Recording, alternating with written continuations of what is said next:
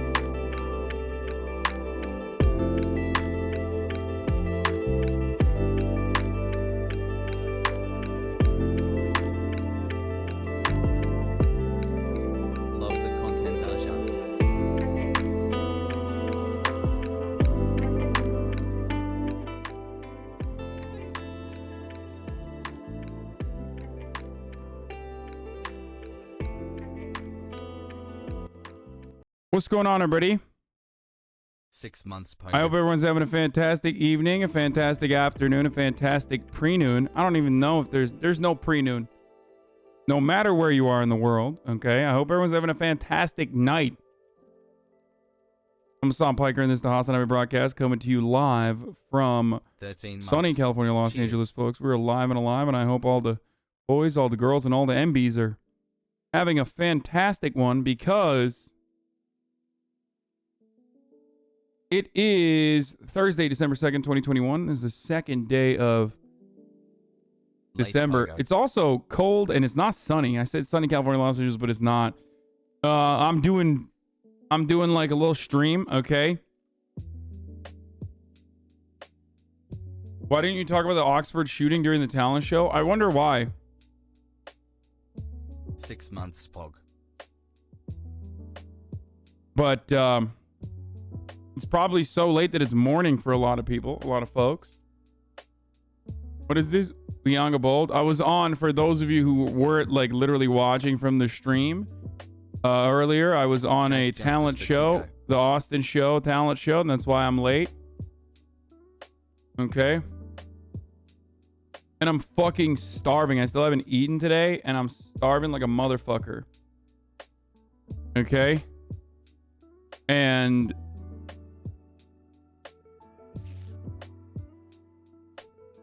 has to be the creepiest human AI robot.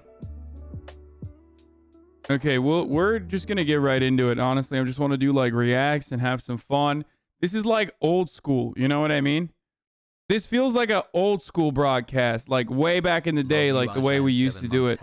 After the fucking Austin show, I would go live and I would I would stream a little bit. So we're just gonna dive right the fuck into it, dude. Shout out to Kurt the violinist. He was great. All the talent on that show was incredible. Yeah, this is like when I used to go on the Raj Chiller or Lover Host or whatever the fuck. And then afterwards he'd host me. Okay. I want to do some reacts. I want to eat. 19 months hassle. I want to check some shit out, you know? I want to have fun. Tomorrow we got a really special stream. I won't be streaming, but I'll be on someone else's stream. I don't know if they've like leaked it yet. I don't know the details. Please, literally, it's just 7 seconds in. Bro, this guy wants me to watch this shit so fucking bad, dude. This guy has been spamming this since yesterday. Look at this, dude. Please skip to 17 at 58. I always love the look of fresh Kuomoi. Skip to 1758, please. Watch the fucking B 1758. Waiting for Hasan. God, I hope he skips the 1758 for less than 10 seconds. It is completely worth watching for.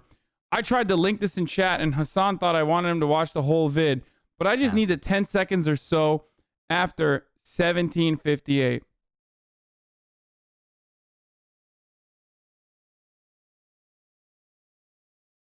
Spare 7 seconds of your time. Please link this if you love fresh cum. Closer to brain rot.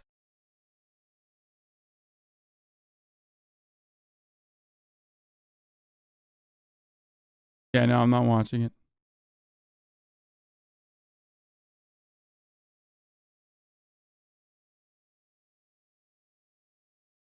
Hey everybody.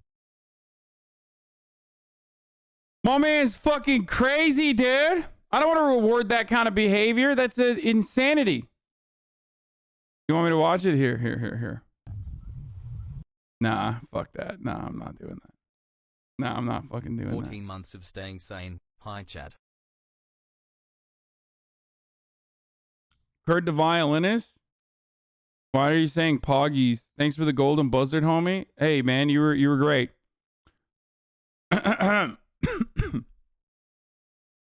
Oh shit. Come on, you have to at least see if it's good. I feel like there's some fucking insane debate in here, okay? Here, what the fuck? Here you go, dude. Let's watch this fucking thing. He's been asking since yesterday. I always love the look of fresh calm.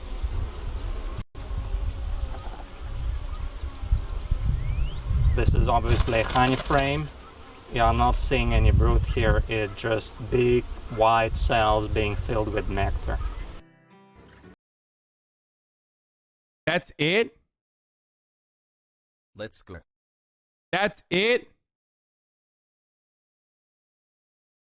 That's fucking it? We need to IP ban. We need to IP ban the chatter from the platform. 18 months Pogaroo. That is fucking bananas, dude. That is straight up the worst.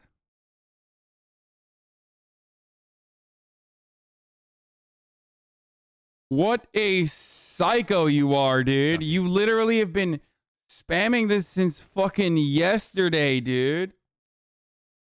Are you serious? My man said worth, but he's so fucking horned up. He said quirth. Like he couldn't even type out worth. There's our W streamer. Anyway, here, I'll fucking blast off and tweet that I'm live too. I've never been live at this hour, so I don't even know what the fuck will happen. Because Twitch is like all about consistency. But here, let's blast off.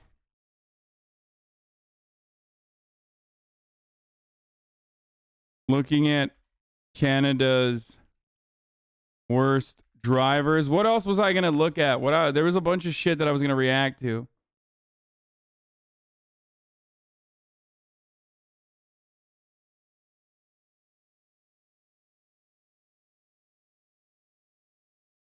Thoughts and opinions. Keemstar retiring at his peak and H3H3 Productions fighting a lawsuit.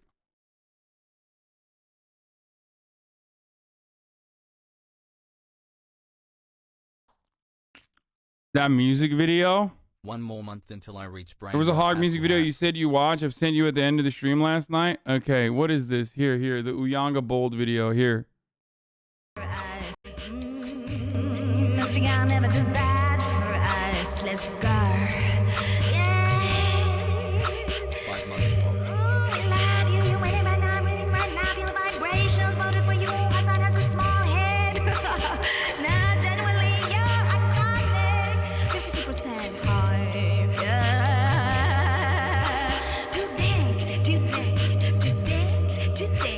Y'all suck.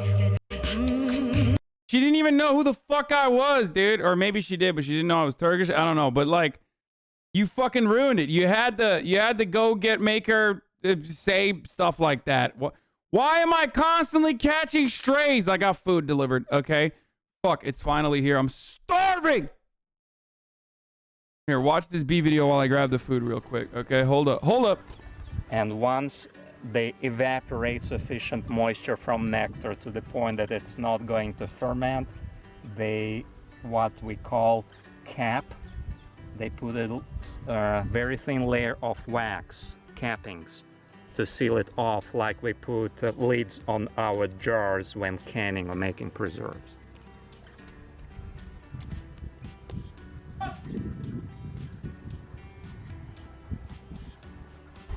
Dogs' bees also make a lot of propolis. So chewing gum, like very could you guys hear me? elastic material, is resins that bees collect from. Did you guys hear me when I yelled Murat? One yeast.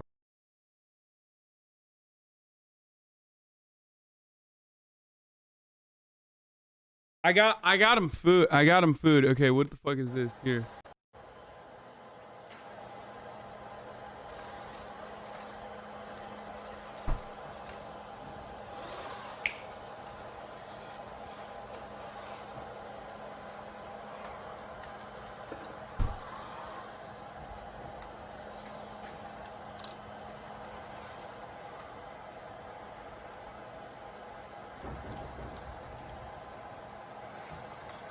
Do you guys know the fucking... Okay, this is too much. This is literally too much. Fuck this. I'm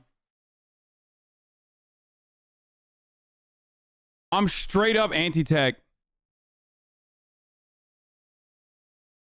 Shit like this literally makes me anti-technology. I'm a Luddite when I see stuff like this. No memes.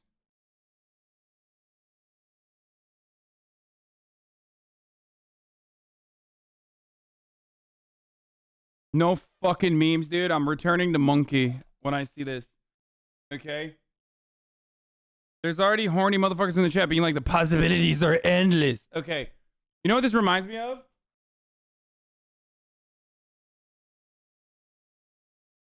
Dude, I'm trying out a new place today.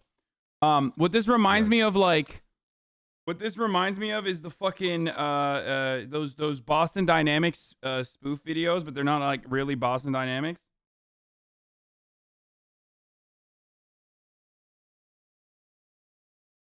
You know what I'm talking about? They're like all over TikTok.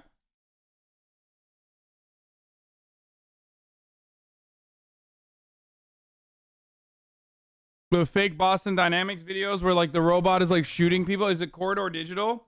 Yo, let's watch that actually. Hyperpoggers, he said IT.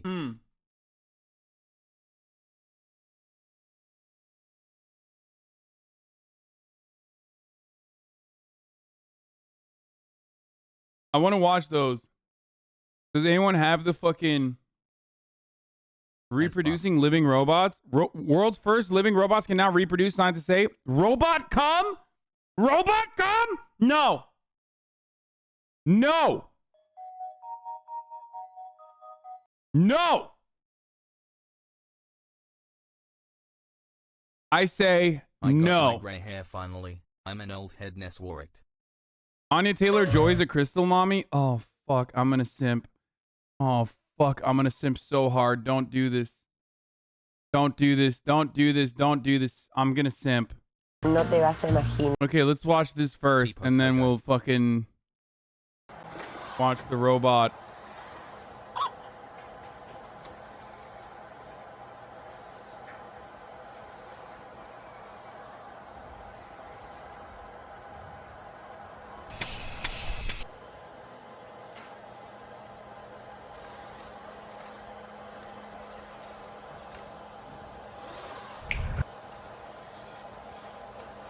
Okay, dude, this is too much. You're giving too much information right now.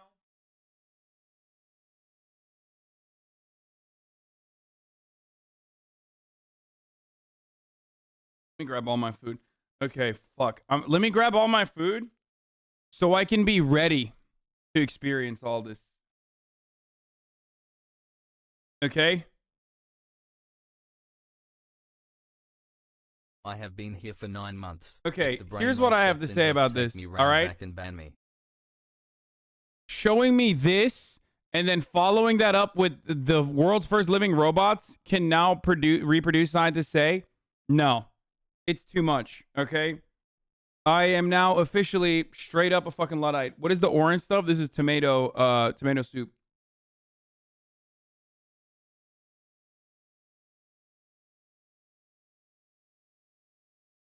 And I feel like while I'm talking about this, Robot Santa's sitting behind me, listening to everything I'm saying, plotting his fucking next step, okay? Download complete. That's what it fucking feels like. What up? Food is here.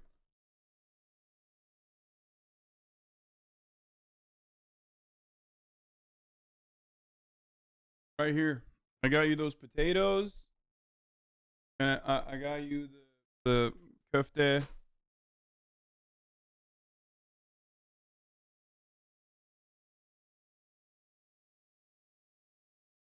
Can you bring me a Diet Coke? Can you bring me a Diet Coke, Marat? Hassle. Thank you. Yeah, this is what it makes me feel like. Okay.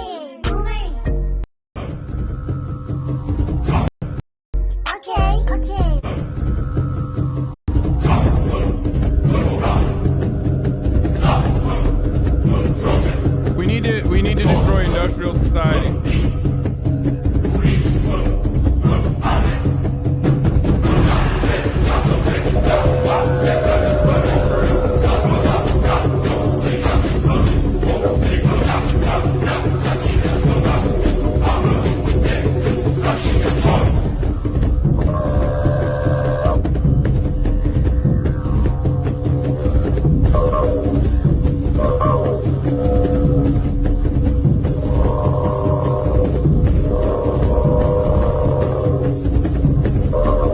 We have to go back.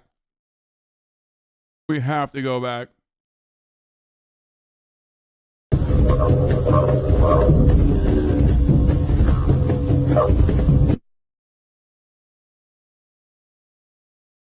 Okay, here, now I'm gonna fuck you guys up, your brains up, okay?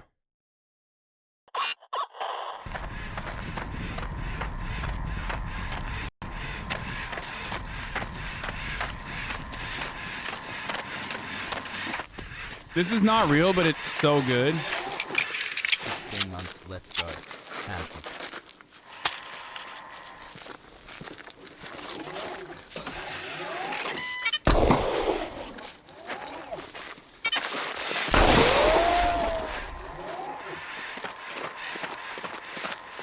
Hassle, hassle.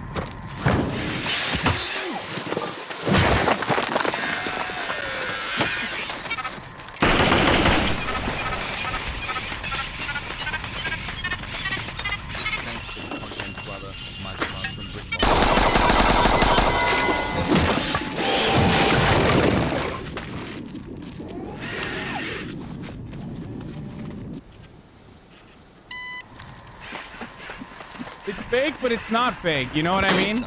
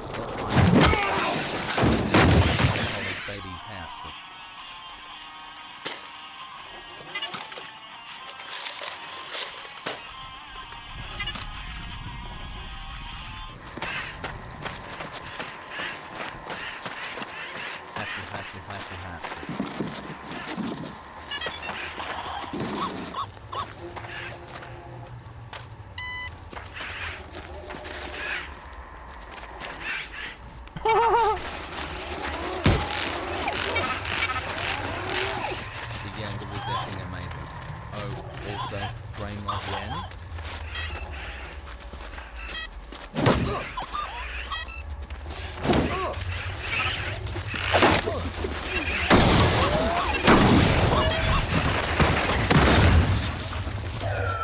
Hi chat, happy 2 months to me.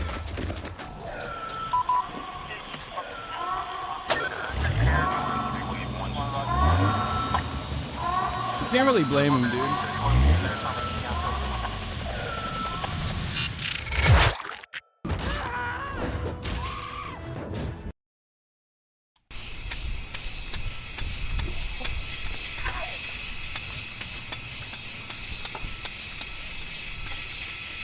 Right on in.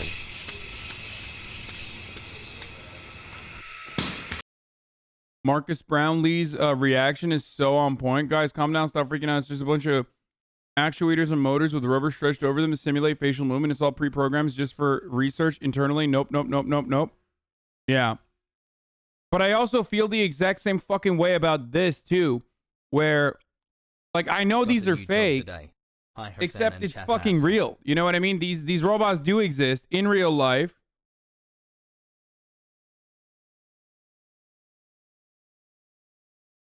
And as much as they claim that these, like, the technology will never be used, or according to Boston Dynamics, the months, technology no will never be brain used rocket against pepper. humans, it doesn't fucking matter. Because there's going to be someone who uses the technology, even if it's not Boston Dynamics themselves, for military contracts.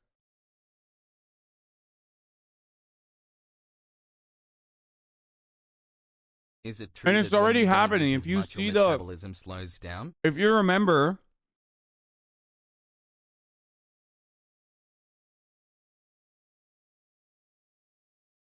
the fucking, the Australian guy, the Australian communist dude who fucking went to the military thing, who went to one of those weapons conferences, they already were selling. They literally were already fucking selling the shit. Like, they were selling Boston Dynamics Okay. robots with, like, guns on them and shit.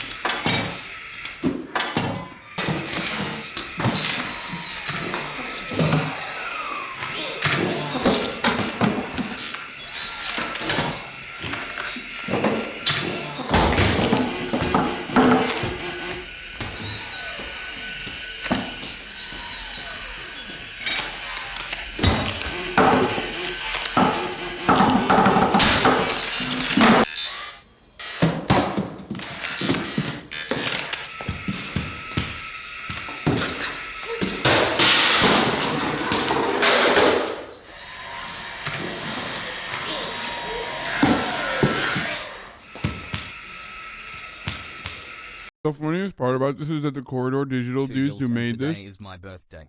Thank you for everything you do, Hassel. literally fucking look like defense contractors.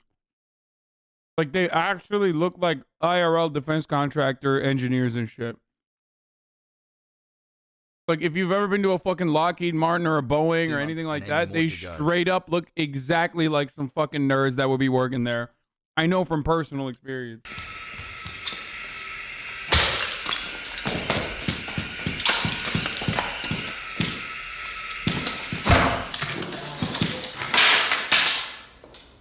Pogu 14, thanks for the entertainment.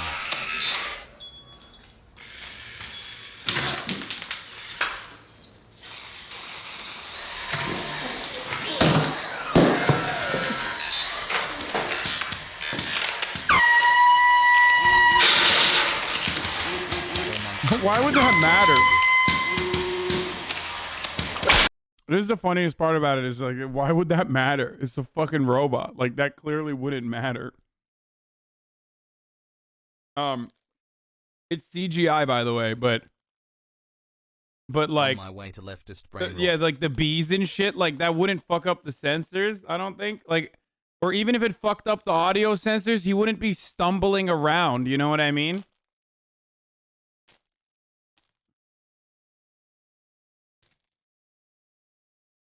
Haven't been banned That's yet. how you know it's not real. The falafels were fire, yes.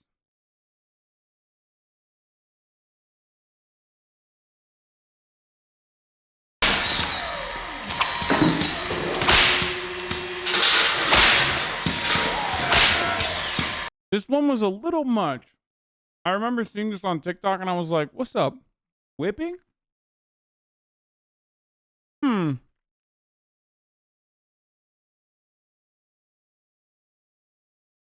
was a little odd.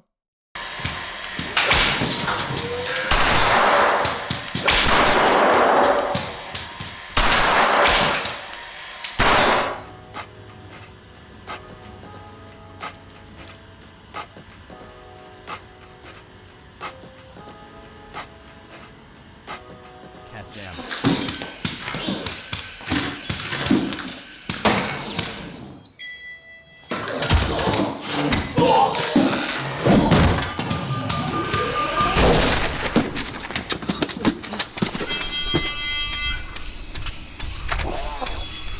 That's a sign of I not gonna lie, I really want to see it now.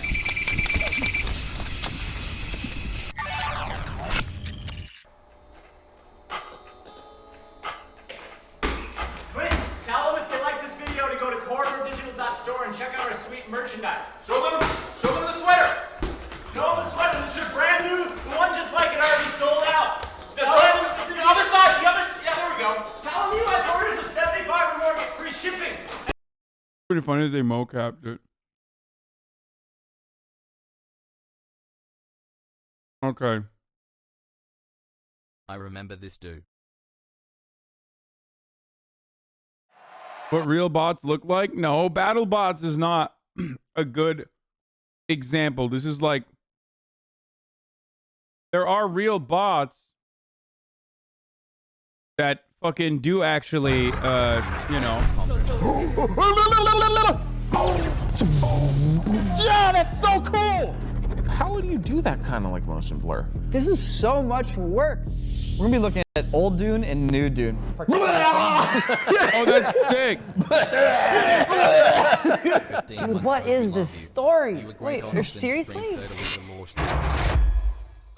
Today's episode is brought to you by ExpressVPN. Stick around to the end to see how you can get 3 months free when you sign up for a year. Hey everybody, welcome back to another episode of Visual Effects Artists React. Dune came out, we all watched it, we're all gaga over it. I actually haven't seen Dune. I've been specifically not seen any trailers because I've been wanting to wait until I can see it in IMAX, and I haven't had that chance to yet, so hopefully I don't get anything spoiled today. Well, you overcommitted because now we're gonna watch all the segments on VFX Artists React and you haven't watched it yet. Hey, I'm pulling a Clint today. We're gonna be looking at old Dune and new Dune because old Dune is wacky, it's ambitious, and it's super jank. It's super jank. I'm very fond of the one from the 80s because I saw it when I was like 12 or 13. And so when I saw it, I was like, this is amazing and super scary and jacked up. Guys, you guys say spoiler warning to a fucking like work of art that was written nearly a fucking half a century ago. That also has been recreated multiple times. Okay, I don't give a fuck. I think it's a good shut the film, fuck up. despite what we might see today. Sit back, relax, listen to that guy as he does his Mongolian throat singing as you get the blood of your enemies smeared on your forehead and you prepare for space battle. And This let's scene was so let's sick. jump right in. Oh, it's Willy Wonka. It's Willy Wonka versus Thanos.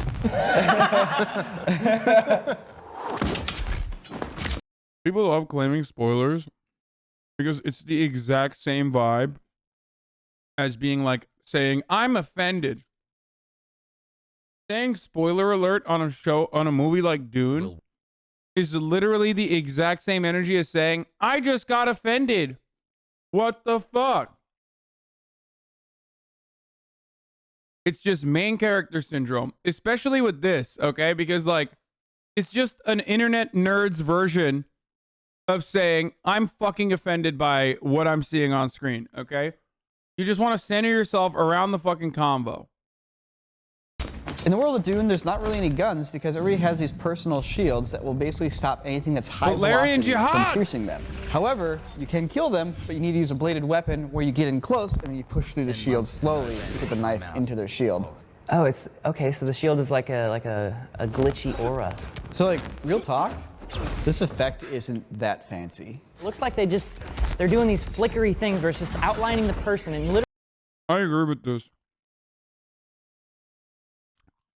The shield system is kind of stupid. Overall. Love that they only use knives. Big fan of that. But like, there are still gun-like weapons that can penetrate that armor. So I don't know why everyone just doesn't use those gun-like weapons that penetrate the armor.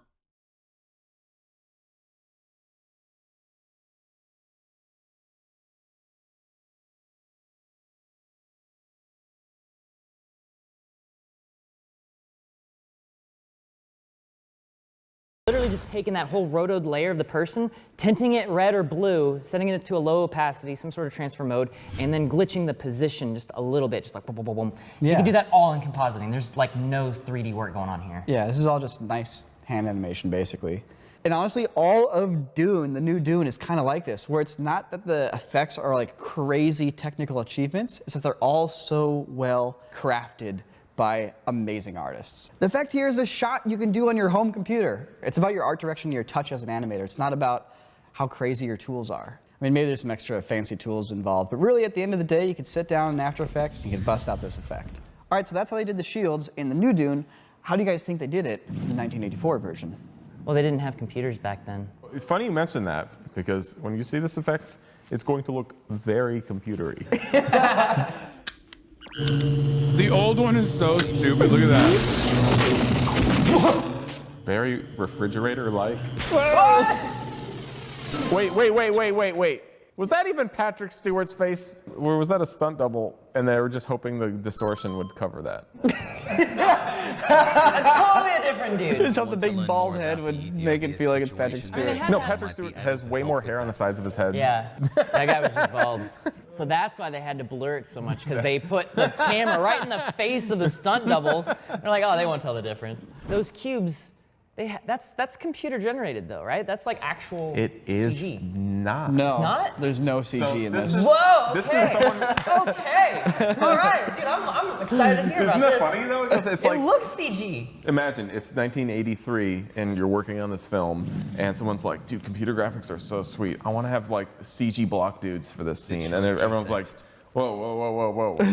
We can't actually render CG block dudes like that over your footage yet. So like, we can't animate it to that degree and complexity. We haven't even invented the JPEG yet. Yeah, JPEGs don't even exist. So basically, what they end up doing is go, all right, let's reference what CG images look like from the time, but we're going to hand animate and hand draw everything in this scene. Yep. Whoa, okay, so every single one of those little cubes and squares are all hand drawn. Yep. Yeah. But what about the whole blur effect? So, you know, they hand draw all these cubes on top of them and animate them. And then they're like, whole all right, year of lurking it and still loving kind of you looks from Germany, junky. So how do we make it fancier? And David Lynch is like, I want it to distort the environment. So they're like, okay.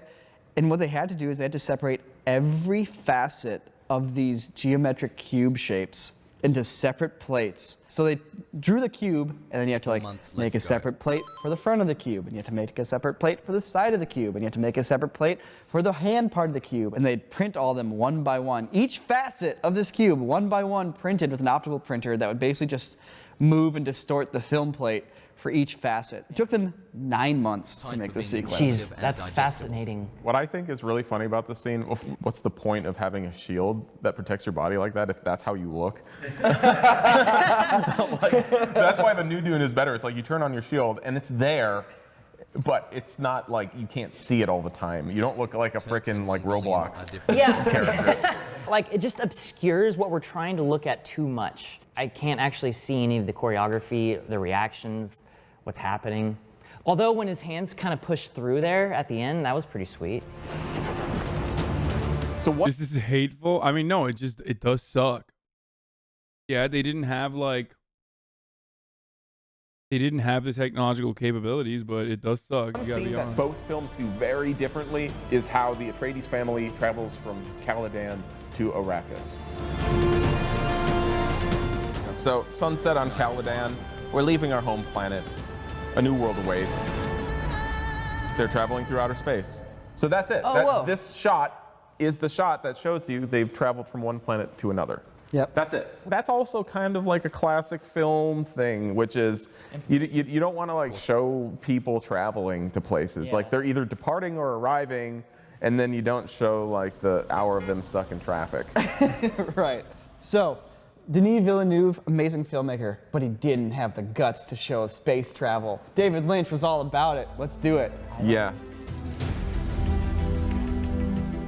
So just real quick mechanics of how this works. They load up all their ships into this giant Highliner, I believe it's called, and the Highliner teleports from one spot to another, and they can take all their ships out of it. And the Highliner is piloted by a guild navigator, which is basically a human being that has consumed so much spice that they've warped and turned into this weird creature that can bend space and time, or they can see through space and time in order to navigate these ships through space and time. So like Tabasco allows them to teleport. You got Tabasco. it. You got it, 100%. You nailed The it. capsaicin. Yeah. So David Lynch is like, I'm gonna show what it looks like to travel through space as a guild navigator warps you with their mind using one of these Highliner machines. I kind of get why he would do that though, because it literally fucking is an incredibly important part of the entire fucking book, because it's technically like, it literally is like why they fight. Everybody's fighting over the spice so they can fucking navigate the planets. And they never fucking show any of that. So it does like, Thanks yeah, for it is. all The you Spacing do, Guild is Hasan. literally the one pulling the strings. Exactly. So Oh, it's our boy. So that's a guild navigator. So his name is Steve. Wait, what? You said the guild navigator was a human. It is a human. It's a level. It was Was a human. Was It a was a human. human. This is what the spice does to you if 19 you hours eat too early. much. No, we're going to space now. We're going to travel through space. The decision to have them shoot light out of their little undulating mouths.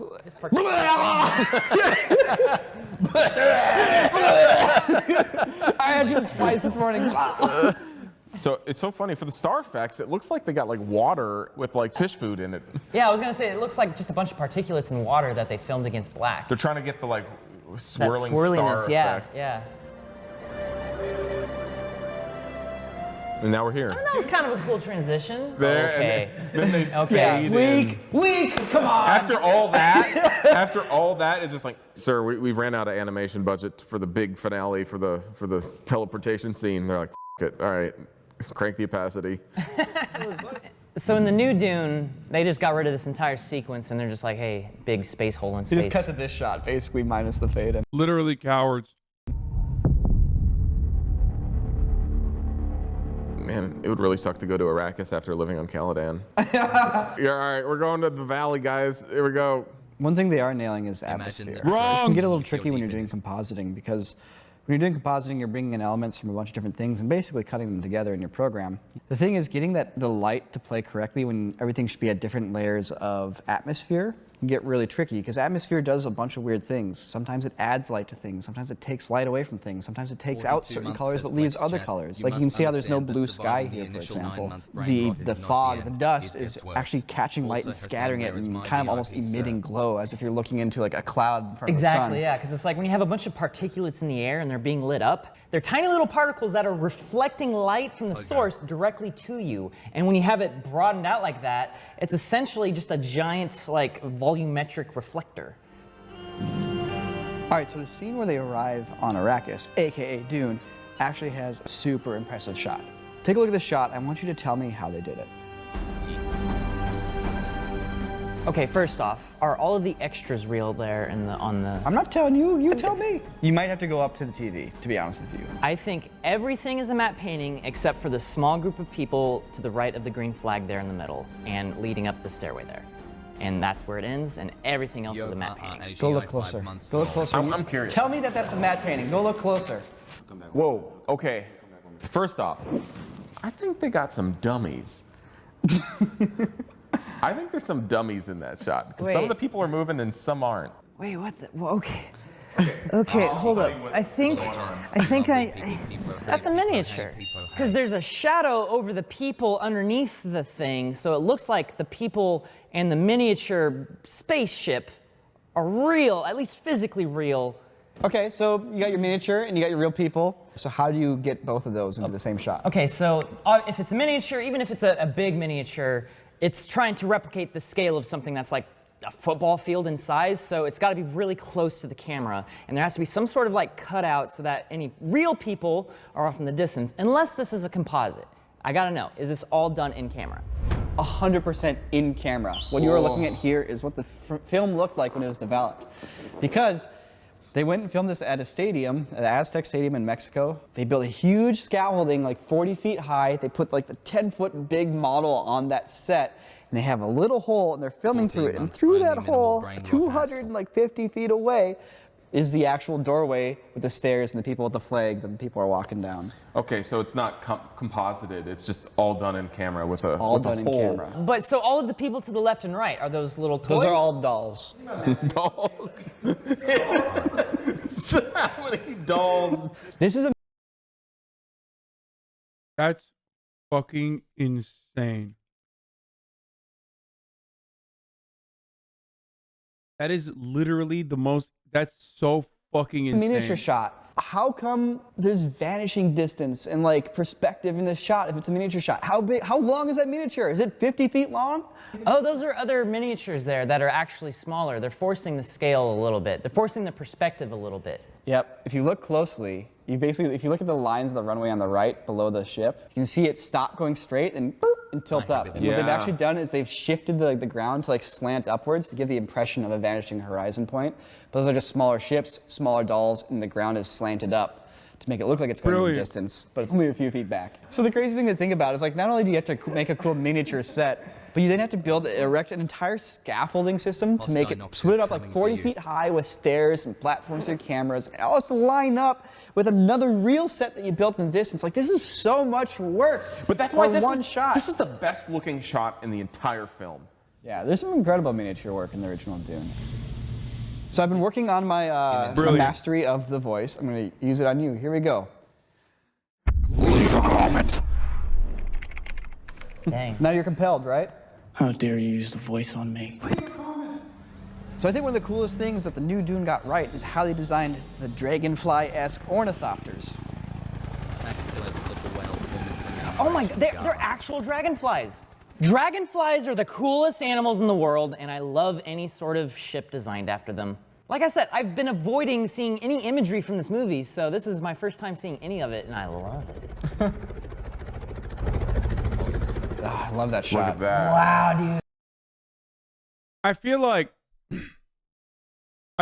the ornithopters or whatever the fuck, like the dragonfly helicopters are just not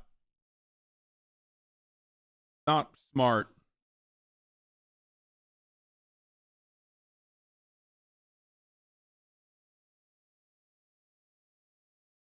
They're cool, but like it just like doesn't make sense to me.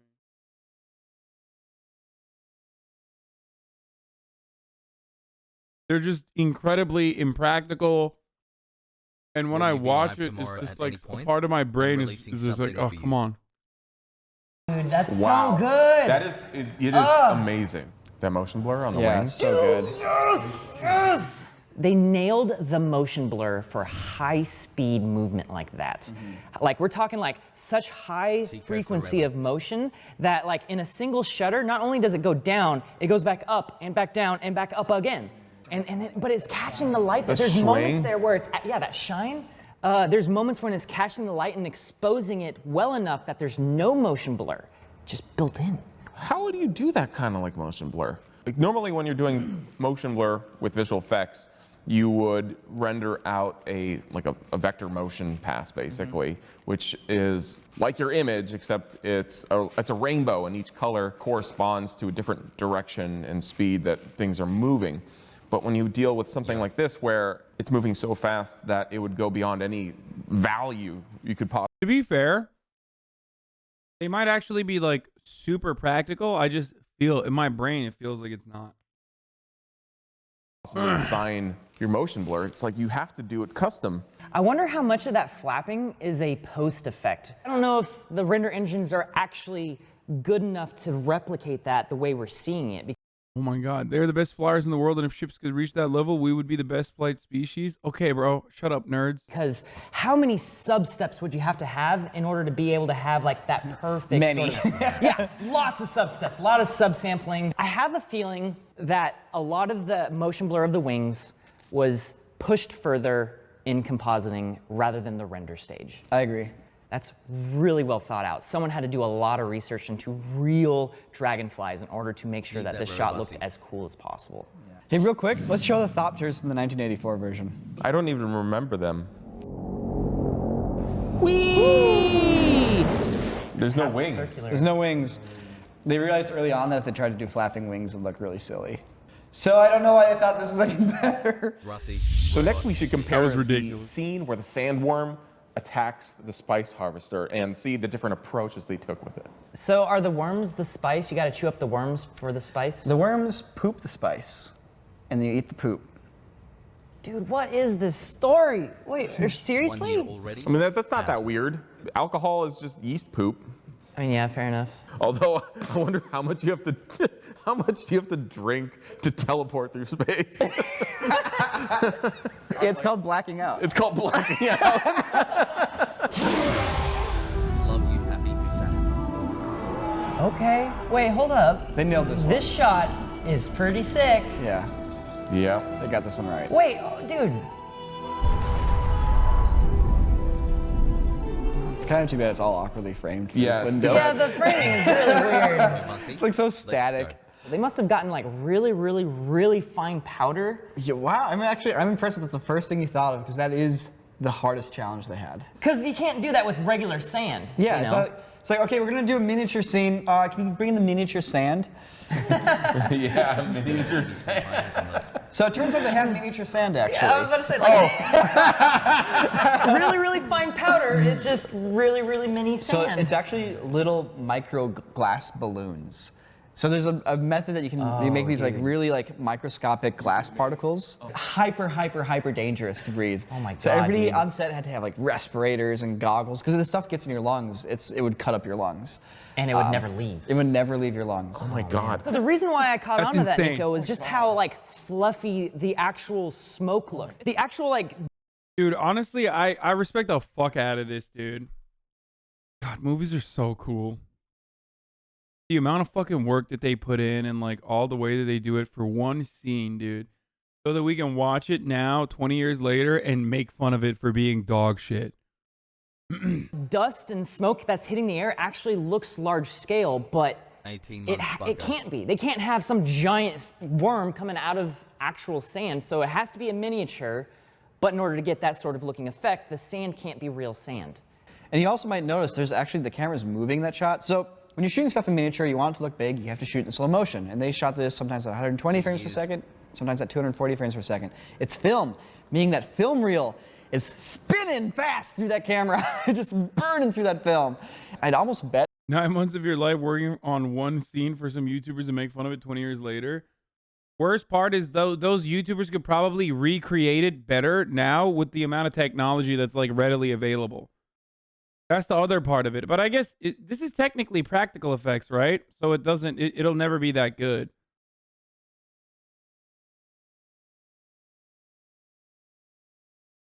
there, you see how the worm bites on it after it explodes? I would bet those two things are supposed to happen at the same time. Yeah. Yep. And in real life, it probably looked like it happened at the same time, but once you, yeah. Yeah, nailed Yeah, it's not it. even 20, it's like 40 years old, actually. I don't know why I said 20. Close enough, I guess. Yeah. So you're telling me that there's a modern version of that shot where a worm eats a building? Oh, yeah. Oh my God. It's pretty sweet. Ren, you're into science, right? I like science. Someone in the chat said, become an actor, you could be a Harkonnen, and that is a diss, dude, okay? That is straight up a fucking diss, homie. Why would you say that? Why would you diss me like that? I didn't need to be streaming right now. I'm just doing this for you, okay? You know, on my day off, I didn't need to be catching strays.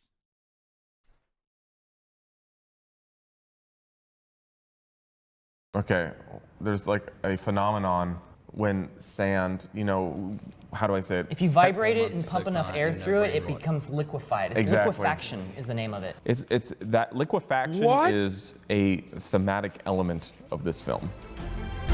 What? So sick. Oh, yes. And I love that they don't actually get out of there. Oh, you can see the... Oh, yes. I was getting like, taking a lot of inspiration from... It's very... way freaking sweeter because they're Yeah. hanging off the side of this Oh, freaking yeah. thing. Not just awkwardly looking at a side table. I really like how they executed this shot. And like, it's really cool seeing the similarities between 1984 Dune and 2021 Dune. And like, it's almost the same shot. In its soul, it's the same shot, just like executed with so much more excitement. I love the bold choice, just cover it up. Yeah. With the loading door. One of the coolest scenes is the Harkonnen ambush scene at night, and specifically the crazy shield bombs they use.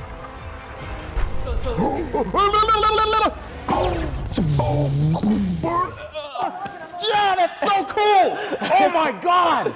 And the shield generator finally like crashes, and the bomb, like the explosion bursts out of it. It's so cool.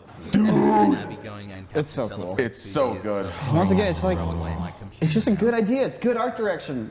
Well, I just love that idea. Like, I did that, a basic version of that for my satisfying render. Yeah. Remember the smoke thing that fills into the ship? Yeah. And like, it's a thing where it feels abstract until you're like, oh no, in our world, we can justify that.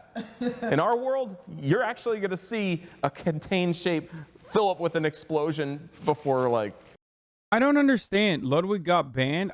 What? How? It's a debate, right?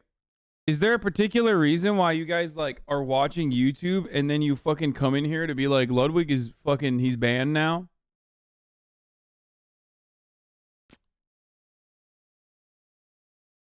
Wait, what? Wait, it looks like this.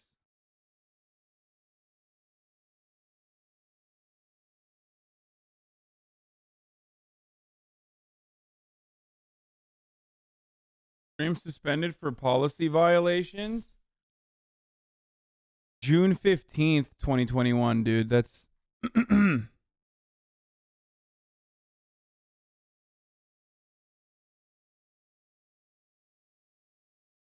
he got banned 2 fucking.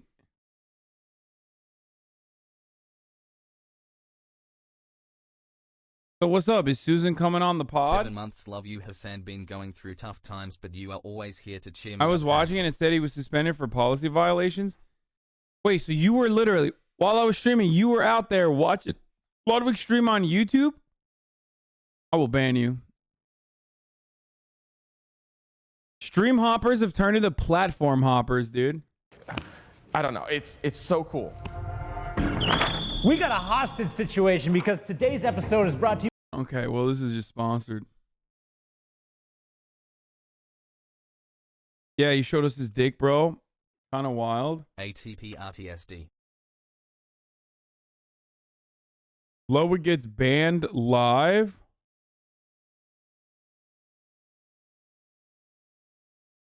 What happened? Like, how the fuck did he get banned? Do we know what it is?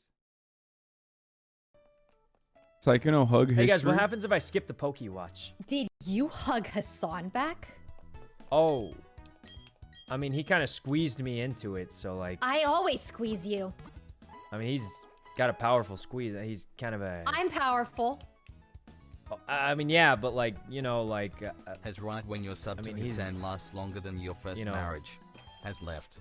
You know, he's a little more... he's... Have you seen Hasan? You've met Hasan, haven't you? Yeah, I have. He's What like about a... him? What do they A call it? Tonka truck. Yeah, big Chungus. Yeah, Chungus. Yeah. Yeah, but what about Tina? What do you mean, what about Tina? What- Chat's saying that you've hugged Tina. Hey guys, what happens if I skip the Poke Watch? So what happened? Did Sykkuno not hug Valkyrie back or something? Let's go. Called you Big Chungus? Whatever, dude. Squeeze? I Oh, didn't there squeeze he him. is. There he is. Let's go, man. Hug Tina back. No problem. Have a good one. That's a hug back. That's a hug back. Yeah. Dude, my head is spinning from how hungry I am right now. Let's eat. Do you hug Sykkuno? Give me a hug. I don't know if you're a hugger or not. You smell incredible. Holy shit. More like Hug Kuno, dude. I hate this. He's a hugger, boys. I even asked for permission. You know what I'm saying? Damn, that is Hug Kuno. I'm sorry, Valkyrie. Seems like I got a hug. 5 months. That's a hug. I even asked for consent.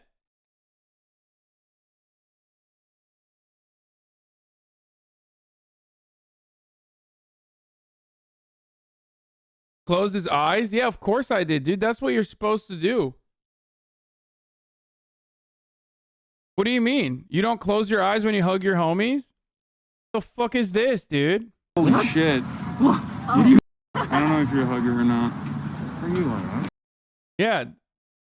Sometimes you close your eyes when you hug your homies. I'm kidding. It just looks like I close my eyes because I'm fucking looking A lot down. of months, but thanks for enlightening and terrifying me the past year. Hasan, where my hug at, Piker? I'm not like that. I don't get it. Do you not close your eyes when you kiss your homies? You don't tell me you open eye kiss your homies in the mouth. You have actually, yeah, I guess kissing your homies with your eyes open is kind of like saying no homo while you're doing it. You know what I mean? It's the no homo of kissing a homie. You know?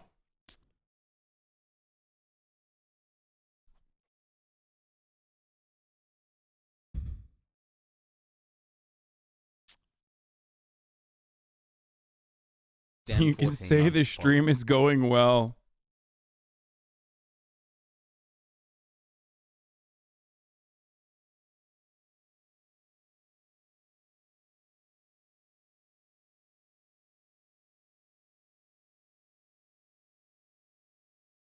What should I say? Oh snap, it's my turn. Oh, I don't know what to come up with. I'll try again on my 11 months.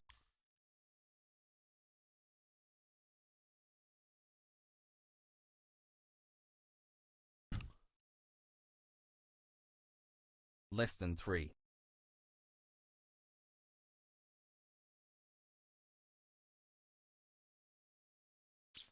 Limo, go watch new video. I'm banned for now.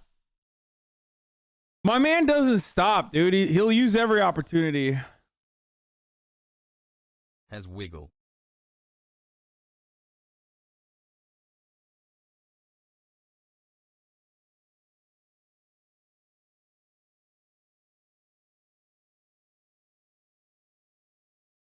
Wait, so YouTube actually copy strikes?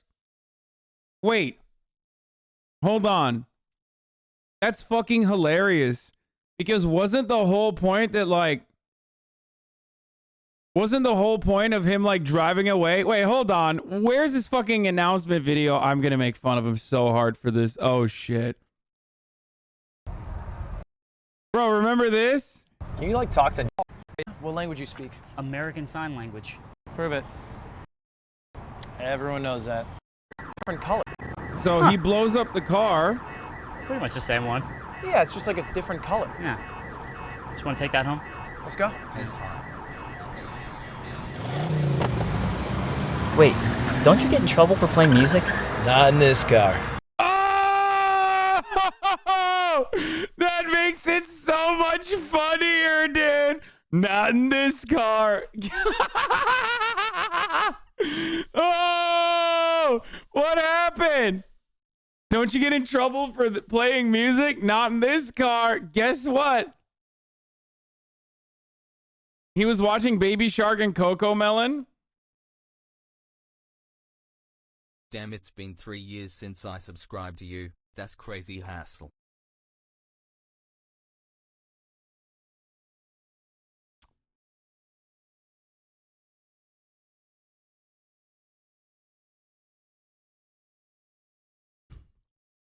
Pogo.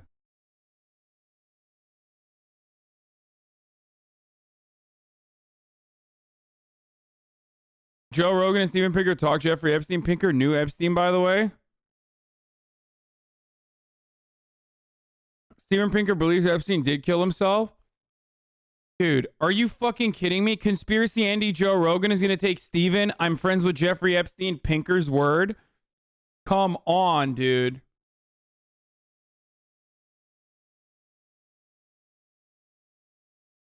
You also watch videos that are now NFTs? I love you, chat. Interview Ludwig on Discord right now. 100% mogul moves. Looks like you. That is actually straight up a mischief ass move, but I'm not going to do that.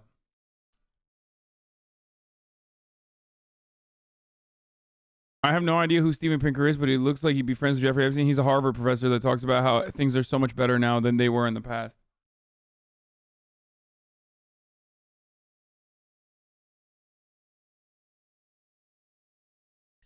Call him? I don't think he's going to be live, brother. We just had him on the podcast. Joe Rogan's one of my favorite guys because he just goes 100% for the bat. What is this? Joe Rogan's one of my favorite guys because he just goes 100% the bat for whatever the last person he spoke to said. Incredible energy, like a wandering person with dementia who entered their kindness stage. That's right. It's called knowing how to entertain all ideas. You wouldn't know because your mind is too programmed to think openly anymore. Dude, it's like, you know how people say when a tree falls in the forest, like, and it does it make a sound if no one hears it? When you say something about Joe Rogan, is there an opportunity where like one of his fucking stands will not find you and fucking yell at you?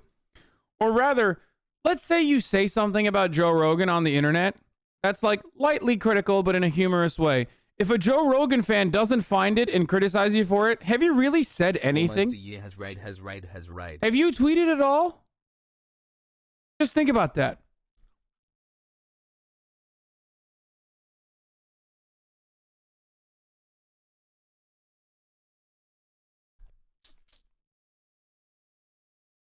Nine months but no baby. Guys, I know. I know Ludwig got banned.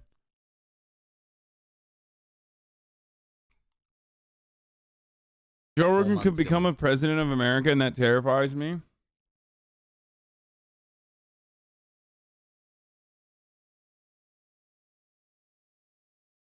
What do you mean? I seriously found all these other big male streamers, Ludwig, Misky, basically whoever the fuck, all cringe as hell, and come across very fake. Couldn't pay me to watch their streams. Hassle. I will sleep with you, Limmy, and other smaller streamers after that. Did Ostenox just steal my fucking joke and literally blast it off? He did. This is what happens when... This is what the fuck happens when chat strikes back. Maybe. Great to be This is literally what I do. This is my job, okay? You write the jokes, I steal it. Not the fucking other way around. You understand?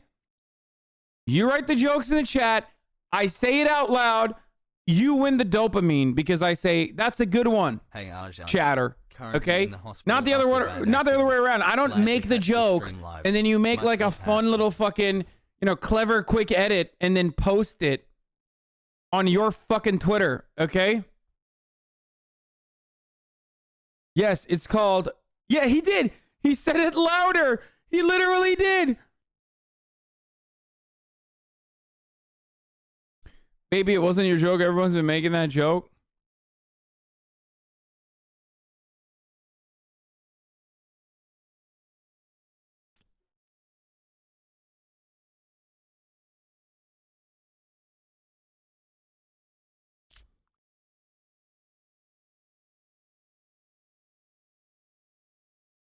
Do it. Why? Why are you gonna break it? 4 radical months in, looking forward to learning more. Smiley face. Anyway.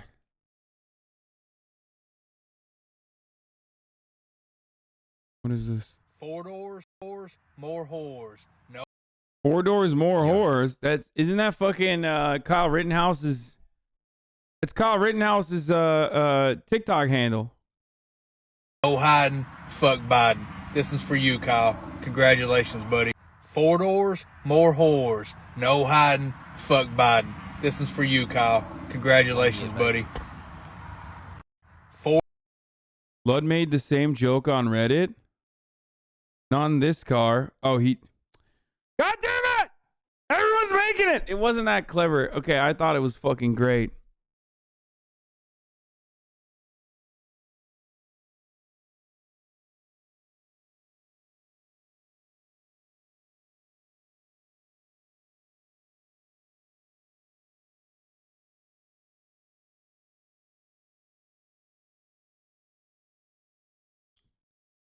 Yo, can you explain this?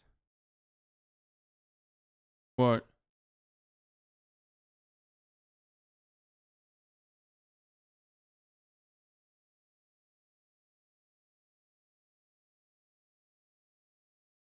What? What that sandworm do? Oh! Oh!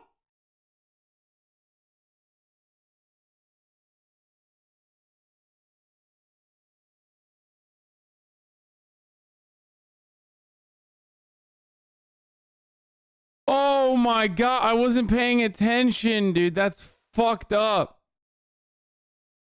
Oh no, dude. Oh no, no, no, no, no, no, no, no, no. That's not.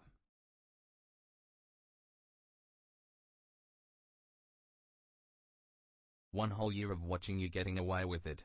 Holy fuck. He sees when you're sleeping. He knows when you're awake. He knows if you've been bad or good. 4 doors, more whores.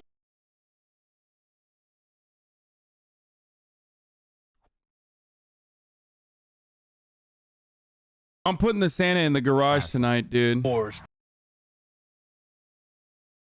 Wait, what did I just turn off? Oh, that's Ludwig's profile. Okay. All right.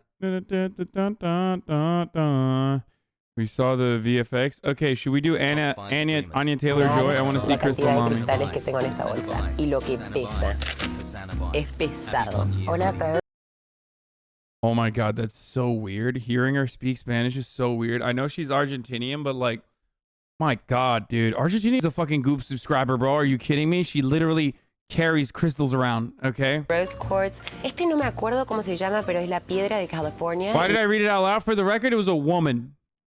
Okay? That was a woman that said that. I want to let it be known that was a... It's not just men that are horny, okay? That was a horny woman. I'm spraying her with water. I I wanted to fucking break my skull with that. Bueno, para la protección y para centrarte. Bueno, eso fue lo que está en mi bolso. Ustedes no saben el calor. I want her to jab that directly into my fucking chest and end my life. Okay? In a video game.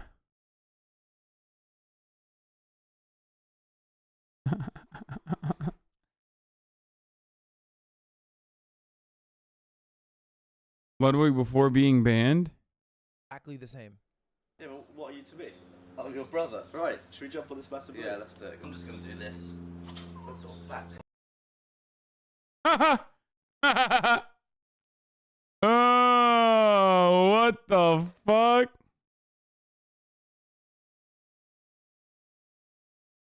Wait, you can see the thumbnail. Like, he's still going. Hassle. Wait, that's so strange. Oh my god, you can see in the thumbnail that he's still going, but YouTube is like banned him. Look, watch this. He realizes that he's banned because people are like saying something in the chat. He clicks on his own stream, I think. Look, do you see that? I'm free scrolling so you can tell. And then he clicks on his own stream. Like, what the fuck?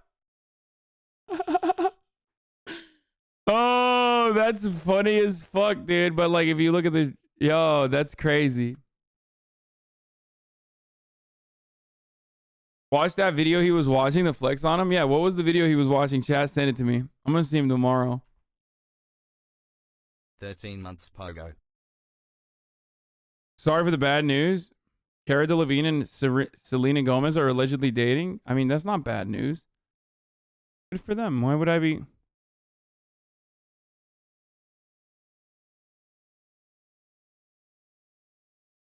Hassle. SloMo Guys condom balloon? Let's do it. Let's do it. Let's flex on this motherfucker, dude. Yo, what's up, dude? Hey, how are you enjoying? Hey, Ludwig. Hey, Lud. Hey, Lud. Boys! Boys, today we're going to be watching clips that Elwig can't watch on stream. Boys! In this car. Right. It's a nice hose. So one of the classic things to do in slow motion is to do a water balloon full of water, pop in, looks cool. Yeah. We've done plenty of that over the years. I thought that was a pretty small balloon though. It was. That was actually a balloon only this big, stretched out. It was about that big when it was fully full. Yeah. Get rid of that. And use this. This video, oh, it's 2011. Okay, that's why. I was like, why does this video have the vibes of a fucking video shot in 2011? A fucking 10-year-old video. He's wearing like, they're wearing cargo shorts. They got like skin tight fucking shirts. He's wearing a touch my awesome button. Oh, so, yes. Let's see how we get on. Yeah? Look how tiny that is. Oh, God, it's stuck together. Yeah, I'm happy with that. Alright, let's move all the cameras back.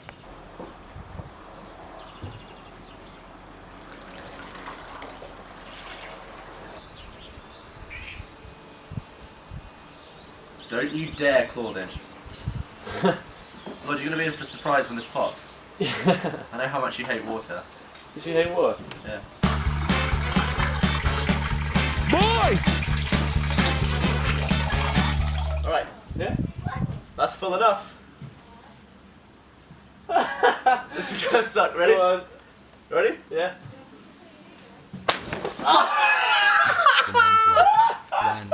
Cool face. Do you want me to shoot it?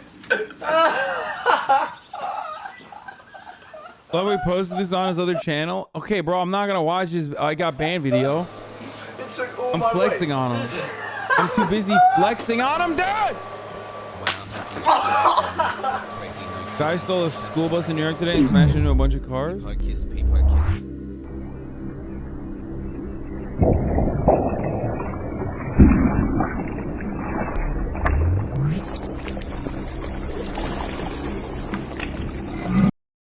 Why is that the strongest material on the planet? It looks fake. This has got to make it go. If I keep doing this. This calls for slightly more desperate measures. Slightly concerned about this. I do not think this is a good idea at all.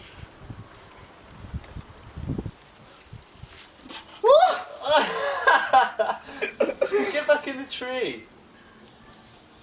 Jump Get back out. in the tree. Going to get Whoa! He's so excited. Oh, oh my goodness.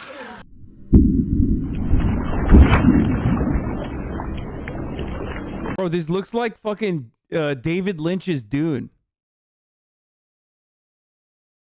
Like, it literally fucking looks like David Lynch practical effects.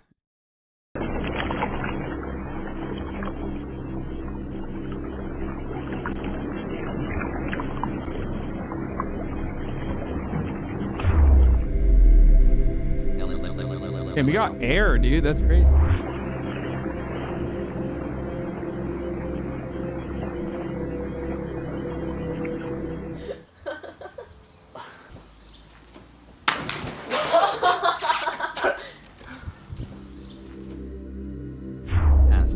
pretty good flip.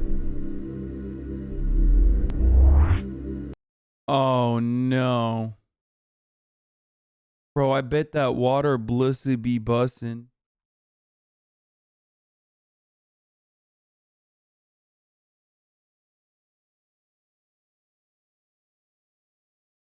Every day we stray further away from God's light.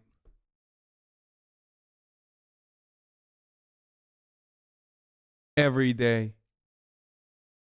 Every day I stream on this platform and I get worse and worse and worse. Okay? Things slowly but surely get worse over time.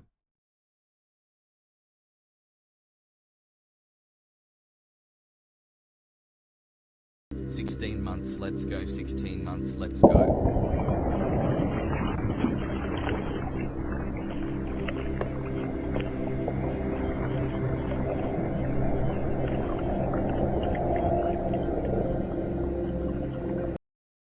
Wait, what? Man dead? New Mexico man dead after breaking into YouTube star Gavin Free and Megan Turney's. Oh, this was what happened? Yeah, this was Meg Turney. Meg Turney had fucking psychotic stalkers. Yeah, I remember this. Bro, yeah. Yeah, fuck that guy, by the way. 2 YouTube stars in the closet in the Austin, Texas home last month after an obsessive fan broke into the home with a shotgun. Christopher Giles kept hundreds of notes on his phone about YouTube personalities Gavin Free and Megan Turney. According to court records obtained by the Albuquerque Journal, in the early hours of January 26, Giles shot through a glass door and entered the couple's home. They hid in their closet and dialed 911. When Austin police arrived, they had a brief altercation with Giles in the driveway. When Giles shot his gun, an officer returned fire, and Giles died from injuries, but the medical examiner has not officially determined whether he died from police gunfire or a self-inflicted wound.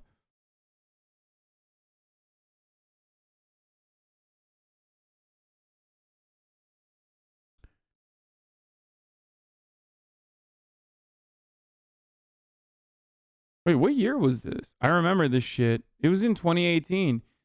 Also, fuck that guy. Yee. I think it's time for you to not your friend speech.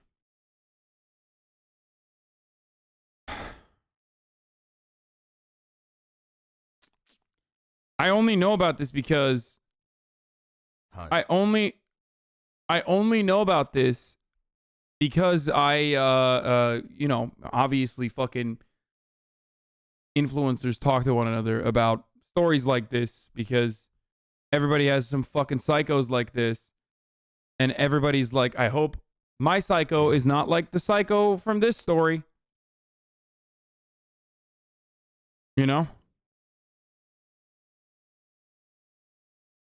How does it make you feel knowing you have fans like that? I don't know. I mean, they're not fans. They're fucking... those aren't fans. Those are obsessive, deranged, psychopathic stalkers who want to fucking kill you.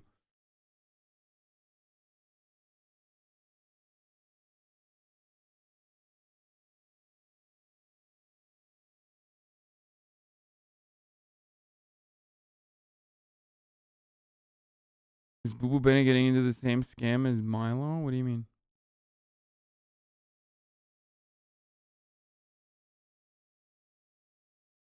A man literally held a shotgun to his head outside the UN today in an hours-long standoff. I don't know if you heard about it. Florida man, of course. No, I did not see that. Ethnic Santa about to make moves. Bro, don't make jokes like this. Hi, I'm your psycho, but not dangerous. I smoke too much weed and I'm fucking too lazy to kill you. Like, don't. That's not funny, I promise. It's something that people have to deal with. It's something that people like myself have to deal with every fucking day. So the chatters who are literally fucking writing shit in there right now, in here right now, you're not being funny. There is, in my mind, there's no way to distinguish between you and a fucking person like that. I mean, we're literally looking at a video, dude.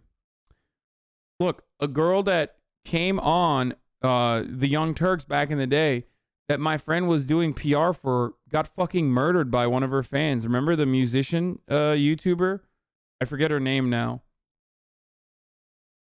Like, this stuff happens regularly, so frequently that we forget about it. Yeah, Grimmy, Christina Grimmy. Yeah. Yeah.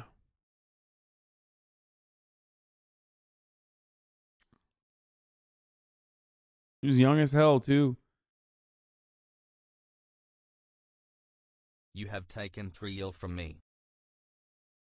Grimmy happened right before Pulse, if I recall correctly, and got overshadowed. That was a fan? No, she wasn't a fan. She was... But she had been on the Young Turks because her PR person was a friend of mine.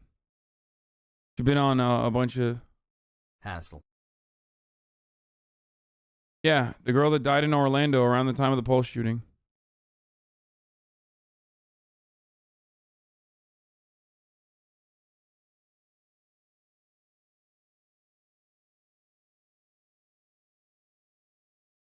Hamana Did you see that TikTok where a man broke into a TikToker's apartment via their balcony while they were filming a TikTok? Yes, I do remember that.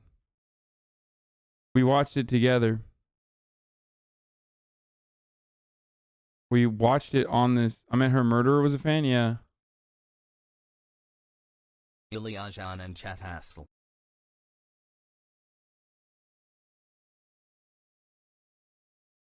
There is one more thing that we want to talk about. We know that some of you have probably read reports in newspapers or online about an armed intruder that broke into Gavin's house.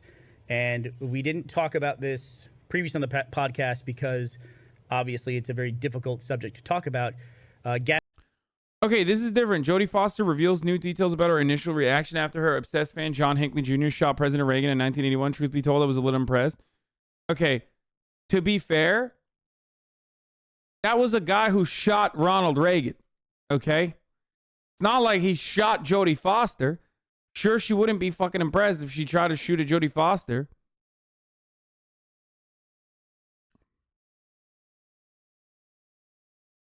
That guy was almost a hero, literally, straight up. Like, oh, it's satire. It's satire. It's satire. It's satire. I got boomed. I got boomered. It's a satire Gavin, is there headline. anything that you want to say about this? Just massive thanks for all the support. I would not be... Listen, it wasn't even his aim. To be fair, it wasn't even his aim. That was the problem. It was actually a 22. Like, it was the bullet that he used. That was the reason why Ronald Reagan didn't die. It's not like he fucking...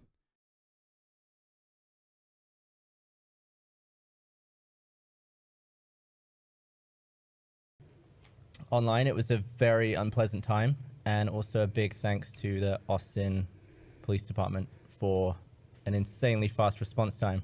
Very, very fast. 4 minutes, right? Yeah. Yeah. Yeah. All right. Well, obviously, it's this is also a difficult topic to end the podcast on. But Gavin, we just want to say we love you and Meg very much, and we're happy that you're safe. We're very grateful that you're safe. Thank you very much. All right, and thanks for joining us on this.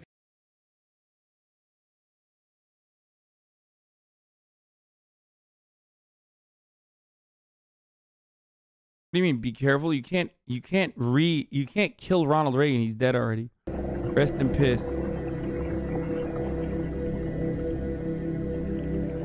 Take my Bezos money, you king.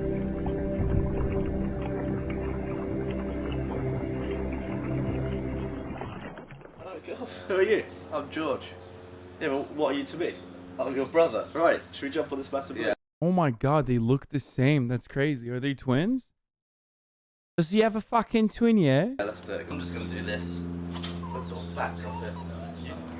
Ready? 3, 2, 1.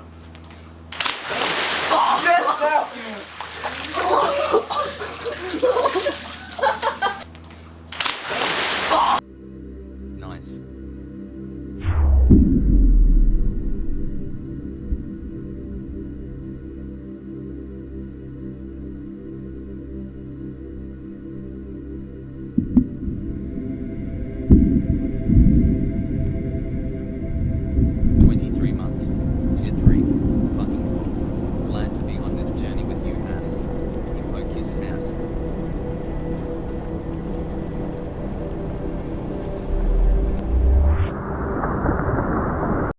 Water Belusi, both a squirter and a creamer. HOG you, Water Belusi, that bussy squirting. Okay, dude. Okay, let's just dial it back, dude. Okay, let's dial it back to a 7. We're at a 700 right now. Mwahaha, close to 9 months. Oh my fucking god! What have I done? What kind of community have I cultivated? What have I done? The Twitch Iceberg. Explain what the fuck is the Twitch Hey there, Iceberg? I'm Surma, and today I'm gonna present to you the Twitch Iceberg. I couldn't have done this without the help of Ngaku, Nim, and Coaster. Thank you for the help, boys. We have 7 levels to go over, so if some topics aren't heavily covered, again, I apologize. I'll link sources for events and people who I feel like I can't do justice to. Anyways, let's get started. Level 1. Let's check out the Smiler level. I originally didn't have this tier until I realized the major gap between these and the Norman level in terms of coverage. For example, PogChamp getting removed was the biggest news Twitch has ever gotten. Getting articles written about it on CNN and USA Today, this is for the most part the only global event that Twitch has had. But for the unaware, PogChamp was removed because the face haven't been there was some other Smiler level stories as well in the mainstream media, but I guess there's one other story in the Smiler level that I guess they didn't get the to. emote Gutex made questionable remarks about the U.S. Capitol There's a couple rioting. actually. I think the AOC and Ilhan Omar stream got Smiler level, and there was another thing, but I don't know. In turn, causing Twitch to fully remove the emote, and quite recently replacing with Komodo hype after cycling different faces for around a month or so. Dream SMP. Dream SMP and the resurgence of Minecraft is extremely high on this iceberg for a good reason. During the process of creating this, I had my little brother and other people help gauge the tiers, and every time, every single person knew about Dream and his involvement with making Minecraft extremely popular again. If you're thinking these topics are extremely common knowledge, that's the point. Some of these beginning events really aren't anything too special. Pokemon Go and the start of IRL streaming is what I would say would be the first Norman invasion in quotes. Before Minecraft and before Fortnite, we had Pokemon Go. That summer of 2016 was insane. Streamers getting into all sorts of trouble. In some instances, streamers got jumped and robbed. Summit was swatted while playing. It was a crazy time for Twitch, with all these streamers revealing their locations for those degenerates to find them and get them swatted. IRL streaming started around this time too, with Pokemon Go and IRL streaming really just going hand in hand, as it was the push it needed for this section to finally become popular. Streamers like Jake and Bake, who showed off what Japan's street life was like, thrived during IRL. IRL would see an extreme decline after another incident lower down on this iceberg. Of course, the Just Chatting section is on here for how big a meme this place has been for years and years. All the streamers poking fun at the ratio between boy and girl streamers and that kind of stuff. Shameless, man. Shameless. Alinity and Pokimane now group together as they're up here solely because of their controversies being covered by those leafy clone channels. With Alinity and the whole cat situation and saying gamer words on stream, you'll find countless videos covering Alinity. And then, of course, the whole Pokimane and Leafy saga that happened in 2020. Him saying that she had a boyfriend, and I'll never forget that this commentary channel made a video about Poki, and they seriously thought Destiny leaked Pokimane and Toast being together. Post already leaked? Have they gone public with that? Okay. You're full of shit, dude. Now, I'm not gonna lie here, folks. When you look at that clip, it almost looks intentional. I mean, the way he smiles, like his body language kind of during that whole thing, I think maybe he did this on purpose. Commentary channels injecting themselves into Twitch drama without having any concept of who any of these streamers are, besides the top 1% of streamers, will always be hilarious to me. Ninja's popularity, or his rise to literal superstar status, he rode the Fortnite wave so smartly, and in turn, caused everyone and their mother to know who he was, inspiring every 90 cranking 12-year-old that It's not even crazy. Like, Ninja is still probably the most famous Twitch streamer, like, in the normie world. Like, you go to fucking a random part of Alabama and you're like, do you know any Twitch streamers? They'd be like, no. And they'd be like, do you know Ninja, that guy with the blue hair? They'd be like, oh yeah, I know that guy. that they could be making millions by just no-cam streaming on their PlayStation 4. He really forged a different mindset in the younger Twitch viewers, with those kids streaming solely for donations and subs. Level 2. Onto the Whatface or Norman level. Here, you'll see your average Twitch viewer. They just started watching in 2019 to 2020. Thinking about it now, it's just really crazy to think how much Twitch as a platform has grown. If I were to make this list in 2017, half of the stuff on level 3 and 4 would be knocked up to 2 and 1. But the influx of users has made this list very... Yeah, I don't know any of this shit, except for Sweet Anita Stalker. I feel like this is an extremely fucking... Like, this is like still...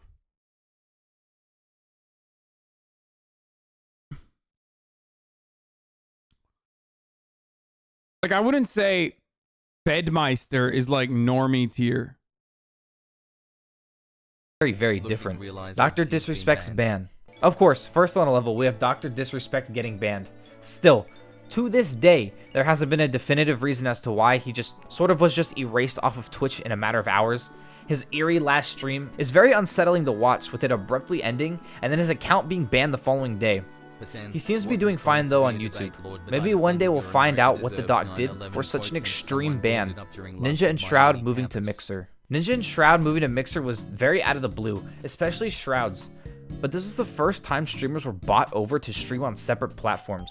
Sure, streamers— It's literally not even true. There were competitive platforms that even like Justin TV or even Twitch back in the day, right? I guess it was the first time, like one of the biggest ones. Fucking have contracts for platforms. Yeah, there was. Someone said it already.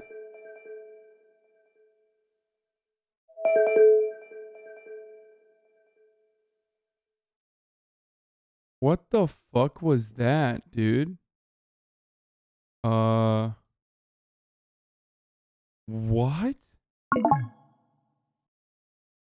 Oh my god, that scared the fucking... Bro, are you serious? Are you serious? Can you hear me? Wait, he can't even hear me. Yo, if you hear me, I'm just saying hi. Hope you have a good day, man. Oh my god. That scared the shit out of me. I can't hear you. Please talk about the guy who got shot at the top of the hour ad break. It was such a... Did you hear me? Yes. Oh, have a good day with the news. Sorry if I interrupted the news. I was just testing Steam. I'm a Steam streamer now. I got sponsored, so. Hey, shut up. See you, man. Wow, 42 months. What the fuck? That was terrifying. Platforms that they were already streaming on, but this was almost like sports.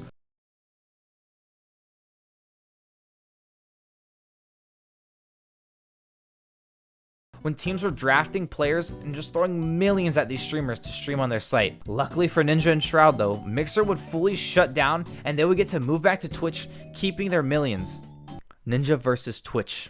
Ninja versus Twitch was a little incident that happened during all of that. When Ninja left Twitch, they unverified his account and started recommending different Twitch streamers to watch on his page. Bro, honestly, that was kind of... Twitch do be a fucking, you know, spicy ex-girlfriend.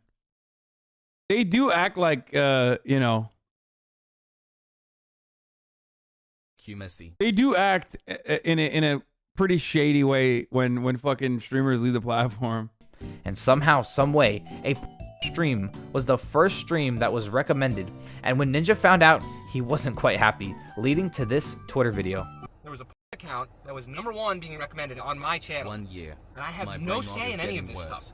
I can feel my brain chemistry this is the line, this is the straw. All I can think about I'm trying is to get the whole water channel fallacy. taken down to begin with. The purple screen of death. The most recent event on this tier is the... Can you imagine if he fucking had his channel taken down? Like, what the fuck? Then what? What are you gonna do? Not have a channel? Purple screen of death. Twitch's new way to deter people from using any sort of ad blockers, but in turn caused internal issues with tournament websites and whatnot. And even if you disable your ad blocker completely, it will still pop up. The only workaround is to fully uninstall your ad blockers and install Twitch Adblock as an extension. Yeah. Also, that reminds me, it's top of the fucking hour every hour, and it's time for a 60-second ad break. Obviously, don't do what this video is suggesting, you know. But there is a way around those ads that I run at the top of the hour. Once every fucking hour, by the way. Suck my cock to everyone that was watching Austin's show earlier. That's what a normal channel does. A normal channel pumps you with fucking three 3-minute ads a fucking hour, okay? That's what all the other channels are doing. So suck my fucking dick for all those motherfuckers who complain about a 160-second ad break at the top of the fucking hour that I promote, okay? And if you no longer want to see those fucking ads, all you need to do is subscribe, bitches. That's right. You could do that for $5. You can do that for fucking free with a Twitch Prime, okay?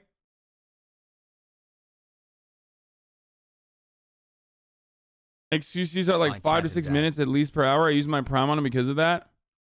Yeah, I don't make money. I don't make money off the fucking ads anyway, or I do, but like it's nothing in comparison to my primary fucking revenue, which is subscriptions. That's it. Thank you, Tommy Mama, for the 5 gifted subs.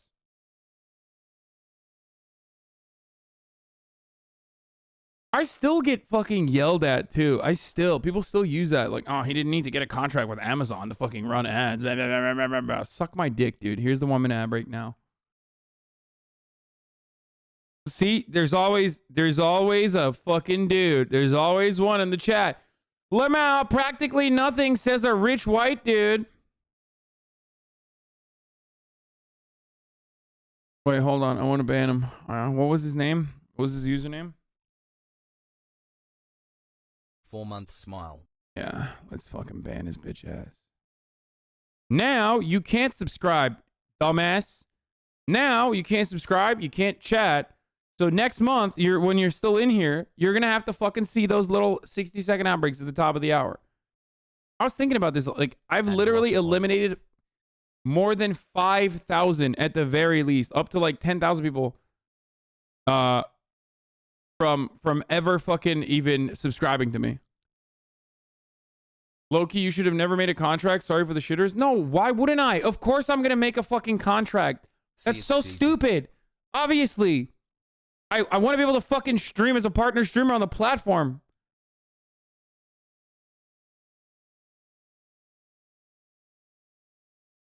Adblock said on Twitter that they're working on a fix, so hopefully this whole mess can be over with sooner than later. Like, you guys remember the adpocalypse, dude? If I don't do a contract, that's what you get. You get fucking ass clapped with however many fucking ads that Twitch wants to run on here. Auto running, okay? Suck my cock. The contract is so that I fucking play less ads. Twitch DMCA mess. I can't wait, dude. You know what? Fuck. This shit pisses me off so much, dude. Next time I have a fucking contract, I'm doing fucking 40 minutes of ads an hour, okay? That's what I'm going to do. DMCA jokes on Twitch have been a thing for a little bit now. You banned a 6-month sub my first day on your stream. You had like 7K subs. Wild ride since then. Yeah, I don't give a fuck. But they really only picked up in 2020 when DMCA takedowns became actually serious. Rumors of streamers being banned live for playing music on stream that wasn't copyright free. Streamers having to create DMCA free playlists. This ding-dong US senator actually wanted to make it a felony for playing copyrighted music on stream. And a buddy of mine, Masayoshi, was given a strike for playing clown music, and Twitch flagged the song as a Lil Uzi song. Twitch themselves were even caught having to mute a song and play no copyright music over the background so they wouldn't get banned, and this all happened live.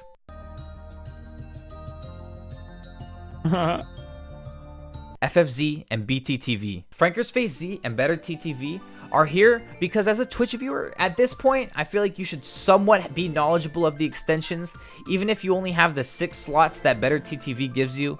Emote culture has become much more popular than it was a few years ago. I've met chatters who use emotes like they've been chatting for years and years, but they only recently found out about Twitch in 2018 or even later. Fedmeister. The first weird controversy on this iceberg, Fedmeister, with him being kicked from offline TV for just being so creepy and weird off stream and at night with the girl streamers in the house who live there, telling people him and Pokey were dating and whatnot, just some extremely odd things. Then he accidentally leaked texts and logs between him and Pokey with defense and counterpoints that Destiny actually read all on stream. But since then, we haven't heard much from Fed. LSF, live stream fails. Hey, that was a fun little saga, huh? It was a real fun saga there. The infamous subreddit that circle jerks the same group of streamers.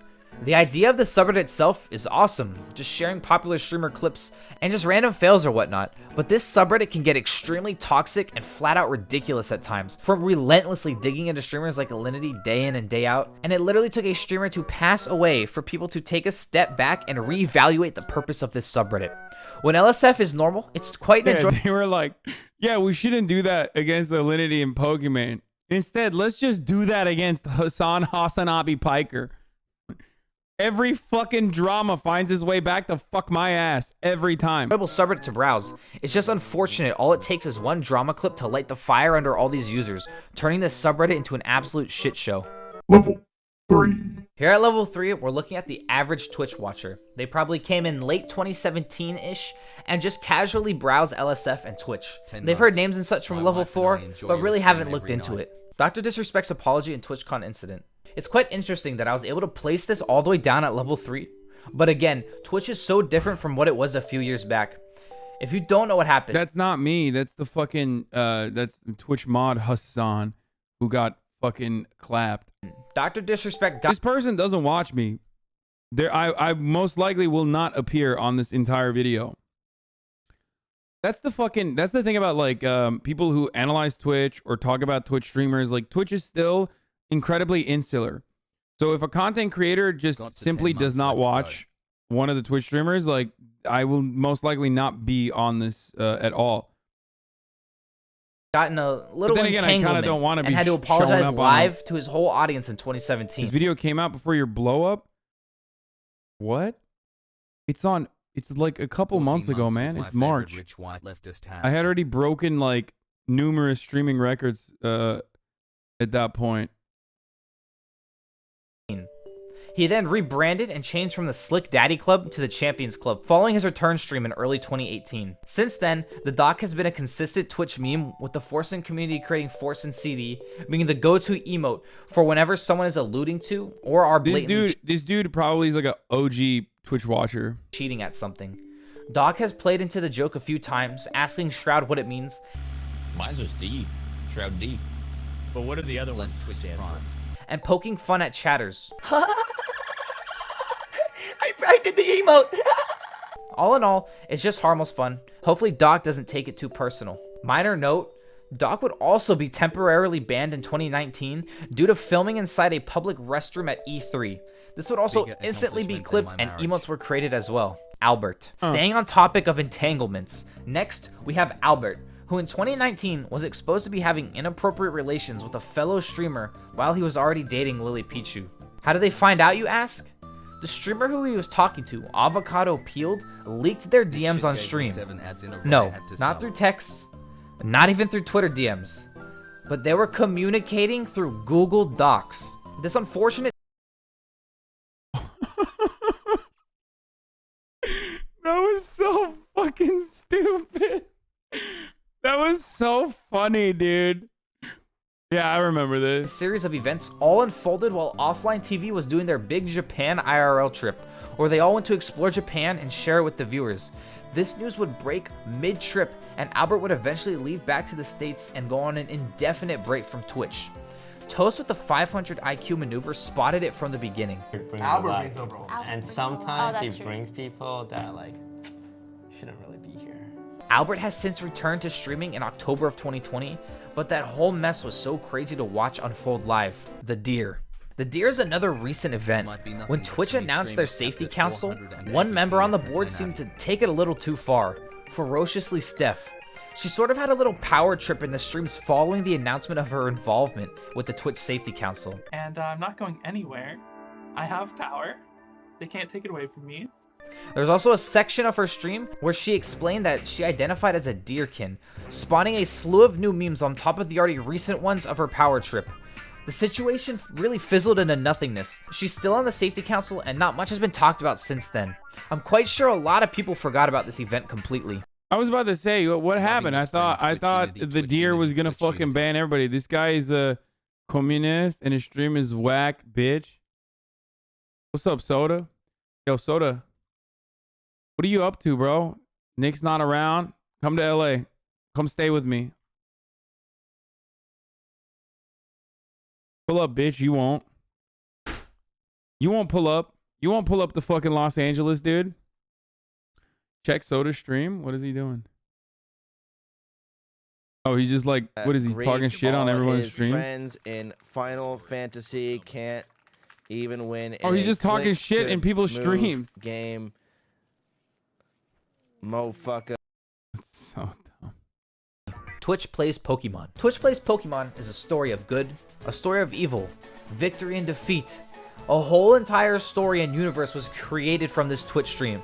You could probably make a whole iceberg just on Twitch Plays Pokemon alone. The complete history of Twitch Plays Pokemon by Schwam Games really dives deep and accounts for each day. But in 2014, the account went live and allowed users to play Pokemon Red through chat just by typing up, down, A, and B to move the character all around. It got extremely hectic and highlighted how hive-minded and chaotic Twitch chatters actually are. One moment that caught my attention was when it took them a whole 13 hours to cross a portion of the map because there was a ledge running along the whole bottom part of the path. And chatters would just make the character jump over, causing everyone to have to restart. Then the person behind the account introduced Anarchy and Democracy mode. Anarchy mode was just how the stream normally ran, with all the inputs in chat being accounted for. And Democracy mode, having chat place a vote on set inputs, and the war between Anarchy and Democracy players began, getting the characters stuck in the spinning maze area for hours on end. Anarchist malding. I can't wait for Anarchist to mauld and be like, actually, anarchy is when you have democracy. Anarchism is when you have a democratic. So democracy mode is technically anarchy mode. Shut the fuck up, you piece of shit.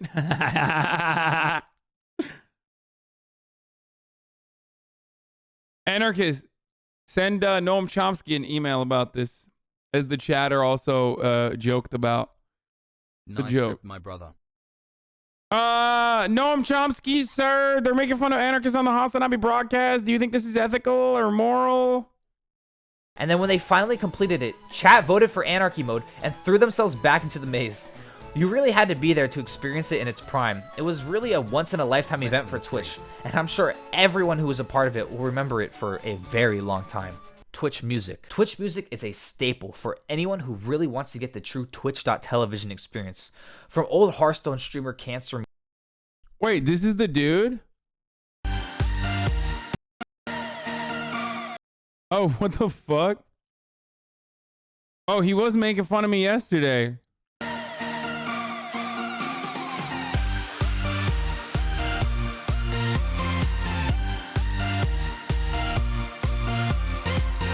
Yeah, what's up, dude? What of it?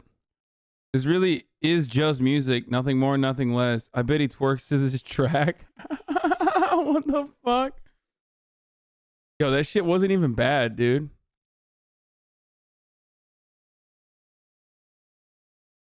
Music like Alex the Seal or Radio Kappa by Nim.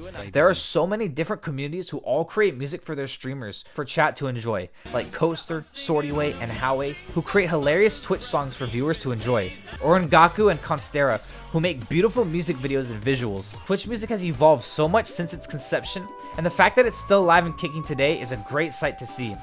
The only genre of Twitch-related music that has seen an unfortunate decline is gacha-related songs. Maybe one day we'll see a resurgence. Billy Harrington and Van Sama. Billy Harrington and Van Sama are the faces of gachi and gachi songs, with Van actually streaming on Twitch and being extremely accepting to his status as a Twitch meme. Billy Harrington was also very accepting of the Twitch community, but unfortunately, he would pass away in 2018 due to a fatal car accident. Tryhard7 Entertainment has a great informative video documenting Billy's rise to stardom in the adult film industry and then on Twitch. Billy's face is behind some of the Tryhard7 Entertainment. That's the name of the fucking most used Twitch emotes on the platform, and it's a big part of Twitch history as a whole. Alt accounts. I'll keep this one brief so I don't leak anything, because I ain't no snitch. But just know that your favorite streamer most likely has an alt account that they stream on. They're always more laid back, and the streams are super chill compared from their main ones. For Connor, on February I do not have one. 21st, 2021, logs leaked from streamer For Connor, who's affiliated with Mizkif and that whole crew. As he stayed at Mizkif's streamer house, the logs were extremely racist and homophobic, prompting Mizkif to remove Connor from the house that same day the logs were leaked. In a last-ditch effort, Connor went live to apologize and tell his viewers that's not the person he is, but the log said other okay, bro. Otherwise, with some only being from late 2020. Not much has come from this, with Connor yet to make a return. It might be quite a while before we hear something, but this is just a case of someone being a weirdo and people let it slide for way too long until there was definitely some beef and someone anonymously unloaded all these logs to expose him. Viewbotting. Viewbotting is a term that you don't really hear that often anymore. It was extremely popular back. Yeah, because he got legalized like Fextralize. Okay, that's it. In the early days of Twitch, so streamers could get that extra. Didn't you stream with them? Did I? Like on the Raw show or some shit, maybe? Did I stream with Connor? 13 months. Celebratory gesture.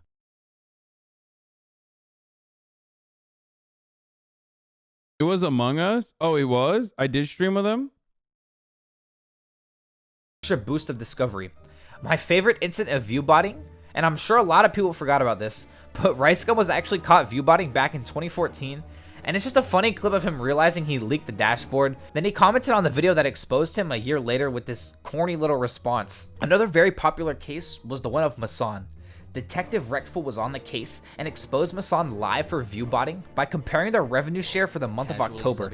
And with Hasan having around triple of Rectful's viewers, his revenue should be exponentially higher. Well, when it came to it, Rectful and Hasan ended up having around the exact same revenue for the month of October, coming around to about 2.5 to 2.6K for that month, while Rectful Oh my god, 2.5 was around a 5K channel, and Hasan was peaking and averaging around 15K plus on some streams.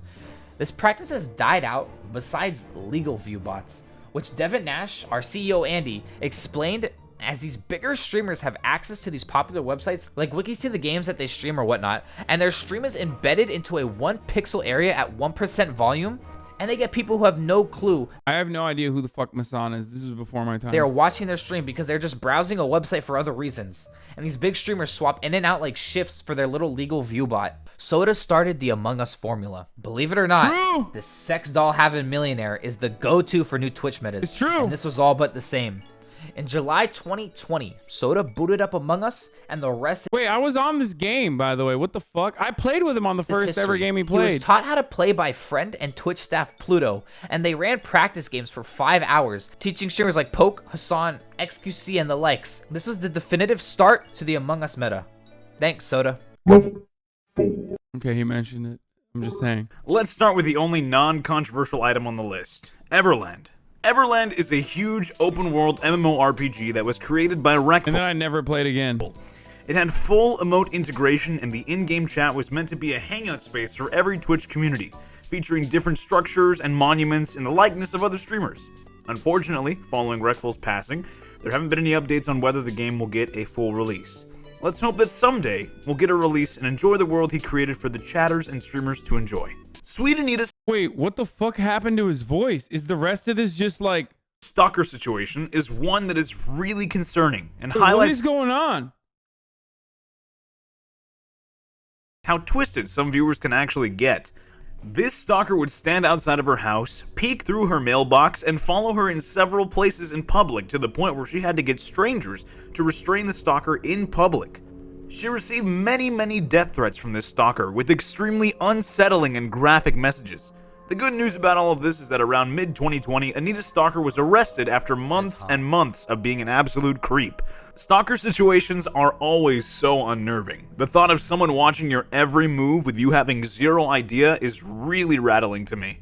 Paid charities got exposed by XQC in June of 2020, when a few clips of him surfaced explaining that some of the top streamers get paid to run charity streams. Dr. Lupo wasn't too happy to see this all happen, but after a quick exchange on Twitter, their issue was resolved. The problem occurred when Jessica Blevins, Ninja's wife, I was like, what the fuck? That wasn't that big of a deal. Inserted herself in the thread That wasn't even an expose. It's only an expose if, I guess, like, you don't know about it. Nowhere. I mean, I guess This I started didn't a really back know and about it forth at the Twitter time thread either. that was hilarious to watch unfold. Jabs from XQC calling her Gucci bag Blevins, and Ninja himself even getting involved. This all happened extremely early in the morning, at least in North America, so it was ridiculous to wake up and see Twitter losing their shit over all of this. Trainwrecks TV even made his own separate tweet explaining how he was approached by some companies about a sponsored charity stream. His response was calling it ratty and shameless in the true Trainwrecks fashion.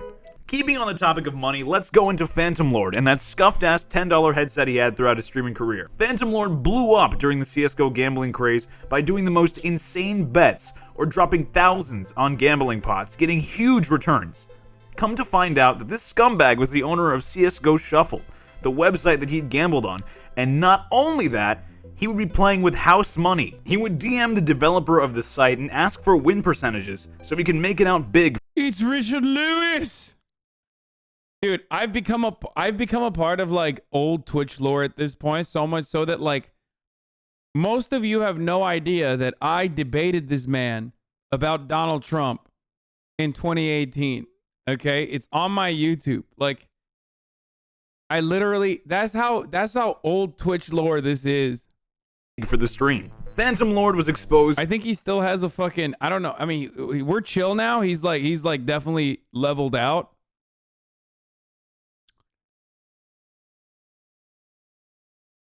Okay.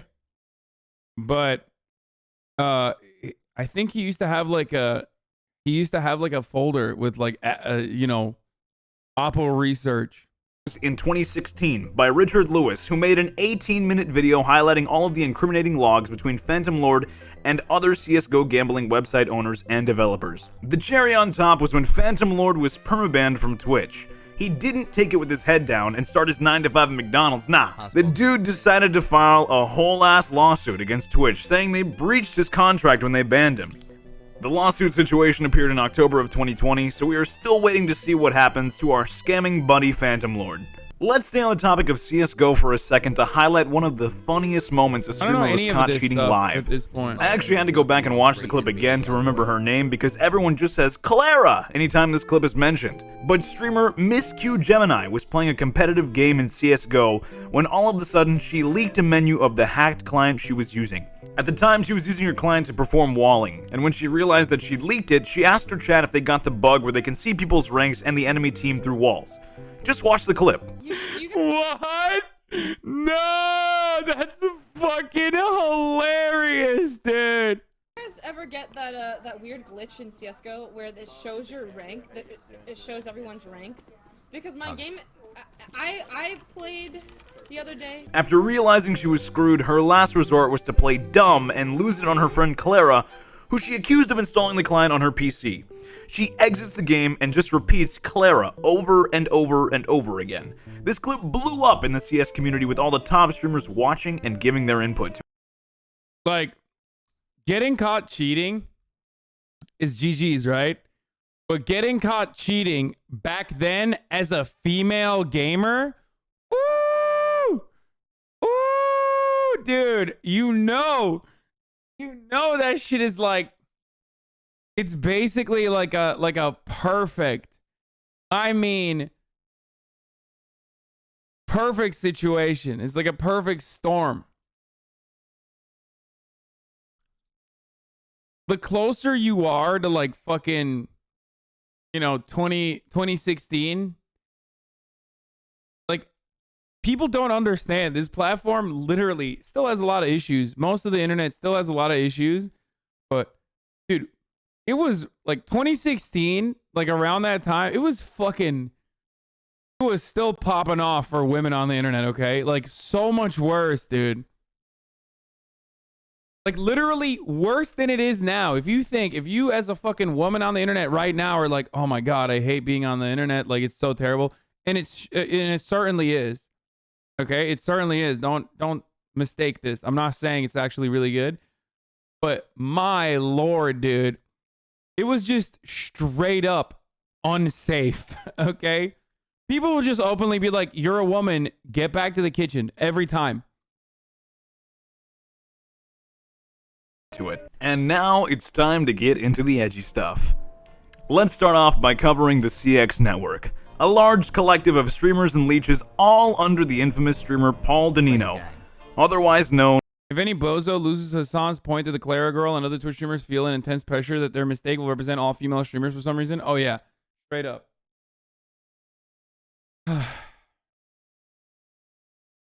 As Ice Poseidon. The idea of having a collective of streamers works out great if you moderate what your members are doing on stream, but for the CX network, half of their streams were doing otherworldly shit and tiptoeing the line of terms of service on Twitch and YouTube. I don't even know if I can show this, to be honest. I feel like every single person that is like literally involved in this part is straight the fuck up, like banned permanently forever.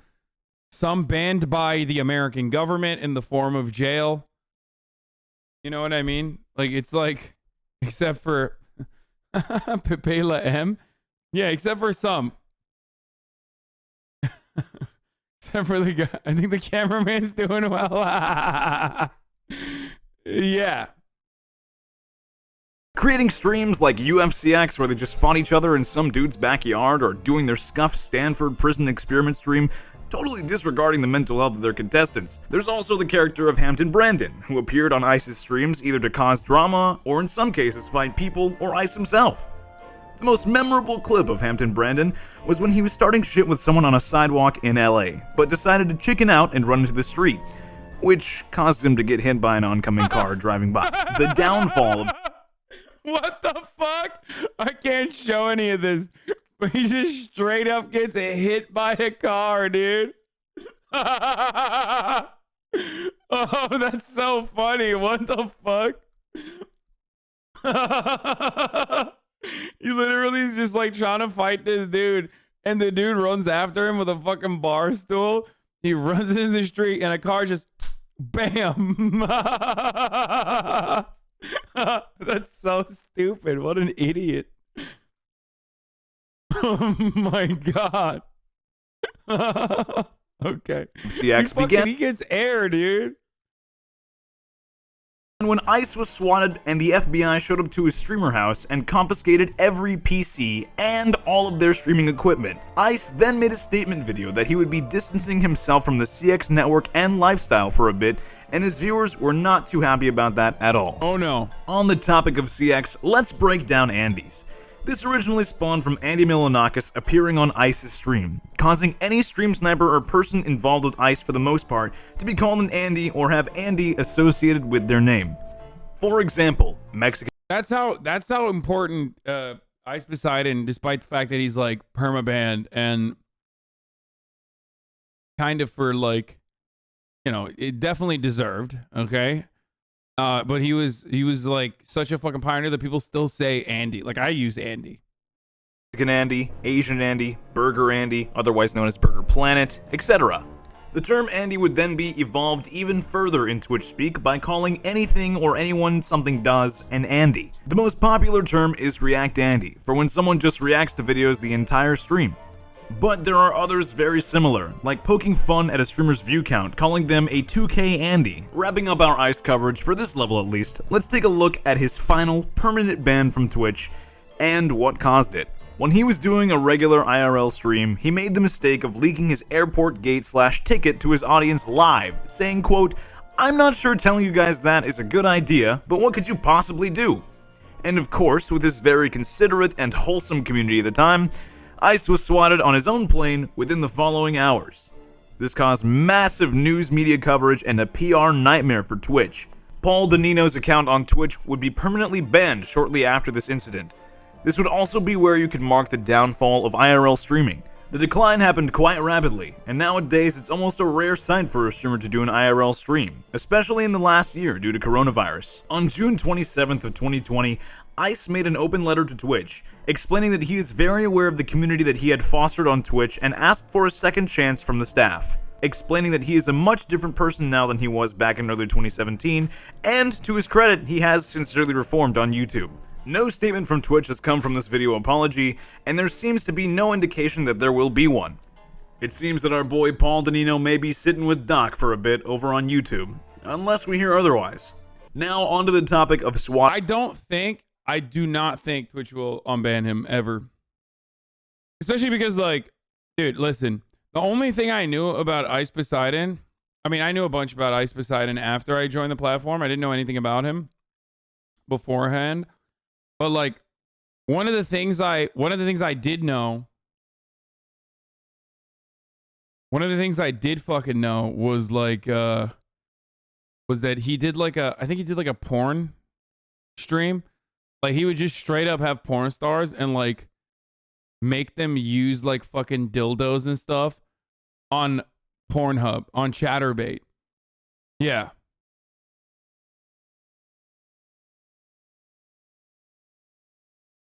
Like in a weird way, he was literally like, he was like the Howard Stern of live streaming.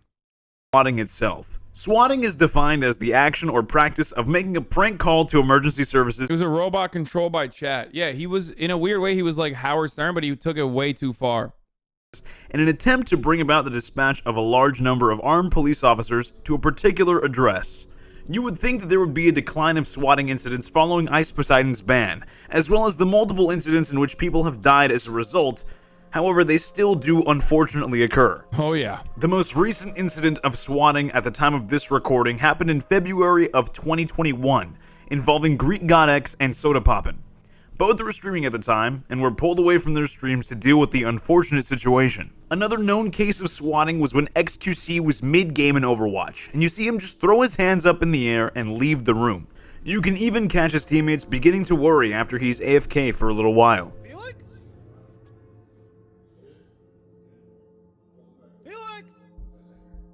We also have a very recent swatting involving Tfue around December of 2020.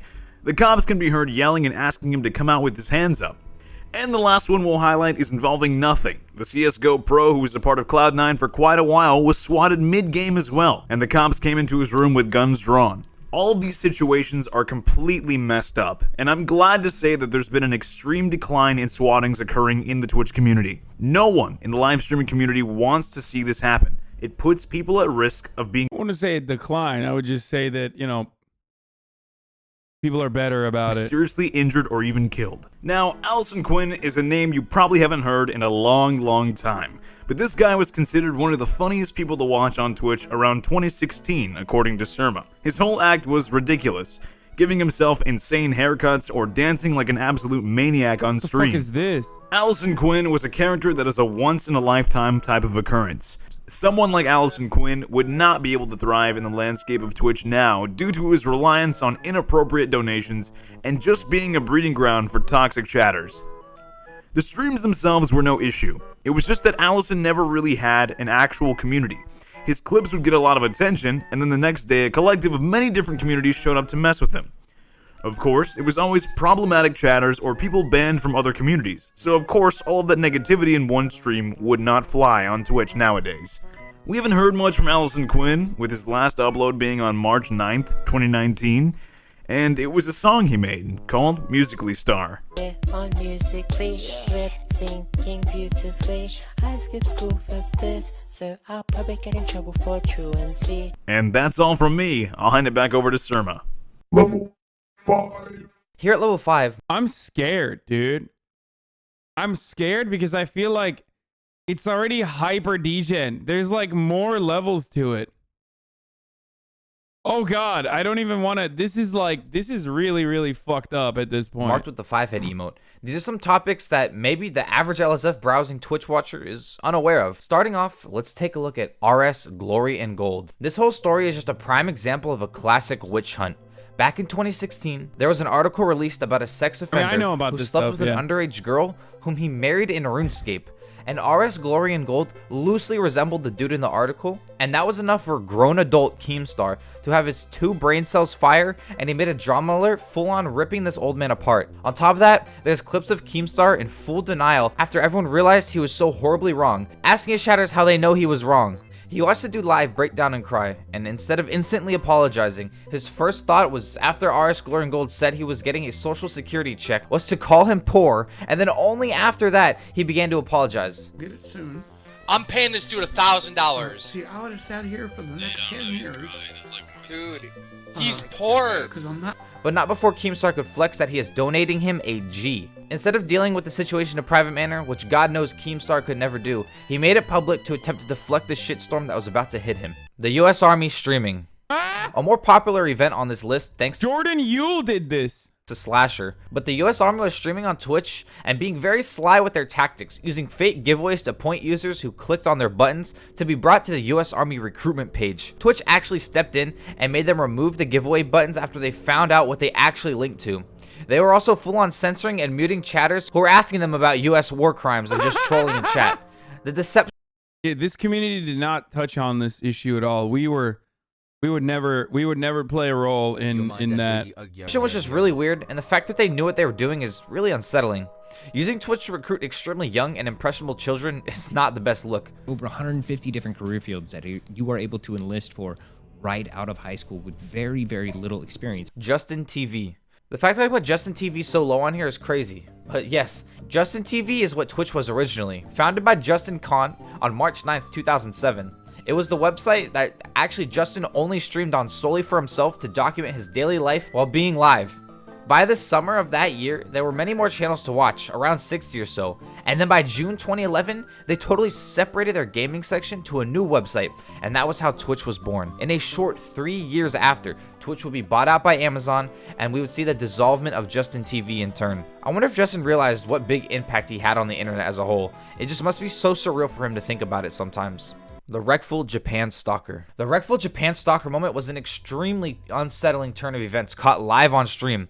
When Wreckful was walking around in Japan at night, he noticed a very weird person just lurking at the end of a crosswalk, and even pointed it out to his chat. Come on, guys. Continuing to walk, he noticed the person was following down the street and was actually gaining on him. What So Wreckful made a sharp fuck? 180 turn and made a joke that it would be so creepy if the dude turned around. And not even 5 seconds later, you see the guy fully turn around, and that was when Wreckful decided to sprint out of this area. Turns out, it was just a very, very awkward viewer who didn't know how to introduce himself. It actually took Wreckful running away for the dude to call him out, and then they finally met and introduced themselves. The Angel of Shibuya. The Angel of Shibuya is the story of Josh. Oh my god, dude. I got fucking goosebumps. Dude, that is... Chat, take notes on what not to do, man. That's like the average Twitch chatter, I swear to God. Average HasanAbi viewer? No, you motherfuckers lurk.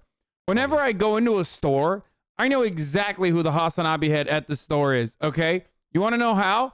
Because you're just mysteriously and suspiciously, you know, tinkering around with shit right in my fucking field of vision, okay? Until you get the courage to come up and shakingly be like, oh my god, I'm actually a huge fan. Okay? That's how I know. And then we take a photo and you're literally full body fucking contorting while we're taking the photo. And then you run away all happy. Straight up.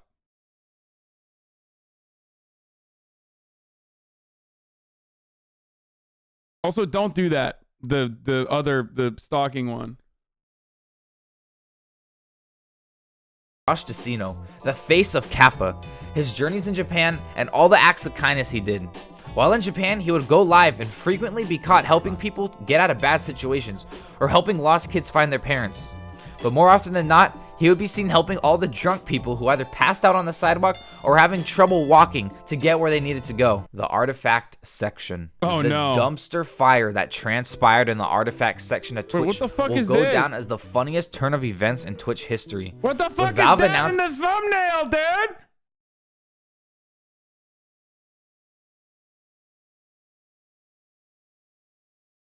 Oh my god. Their dead on release game Artifact, the section on Twitch never even had any sort of viewership at all, until Nim was linked to the Artifact section and saw this. This was the beginning of the chaos that would ensue. At first, it was only people baiting Nim to click the streams, until more and more streamers and viewers found out about this. Then people were straight up just streaming movies and whole entire TV series, and also porn.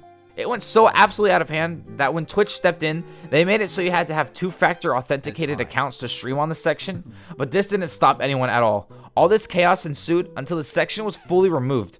In the end, Twitch attempted to sue about 100 people involved, but since that, nothing has really come from it, at least from what the general public is aware of. Bless RNG being removed. Bless RNG being removed is an event that I completely forgot about, but I'll keep it brief. The emote Bless RNG was permanently removed because the streamer behind the emote admitted to actually abusing his ex-girlfriend. He dropped a long response admitting and arguing that his ex-girlfriend was abusive as well. Just a whole fucked up situation. Hasan. When talking about Hasan, I am not talking about the bean-sized head streamer.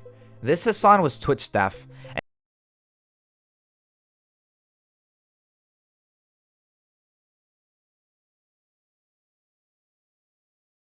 Why? What the fuck? I have a normal sized head, dude. Why am I catching strays on... That's crazy. And if you're even on Twitch for a little bit back in the day, you remember all the memes about this dude, as he was in charge of giving out partnerships to streamers.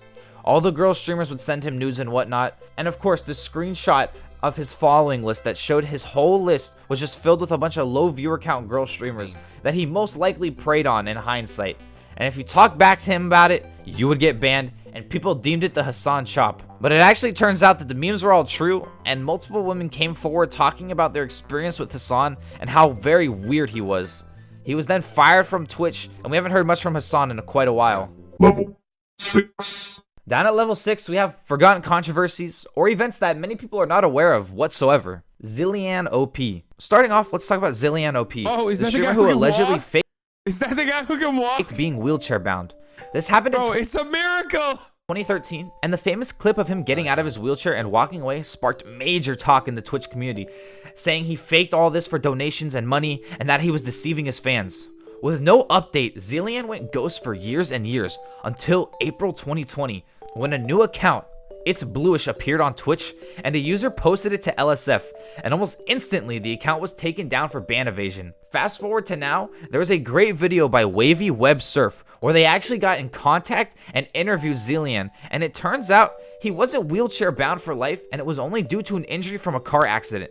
And we see Zillian admit the route he took for everything was so very irresponsible. Zillian called it cancel culture before cancel culture was a thing in the interview. I highly recommend you check it out as it sheds. Wait, what? Wait, I didn't know the second part of this. Wait. So that dude actually fucking needed a wheelchair?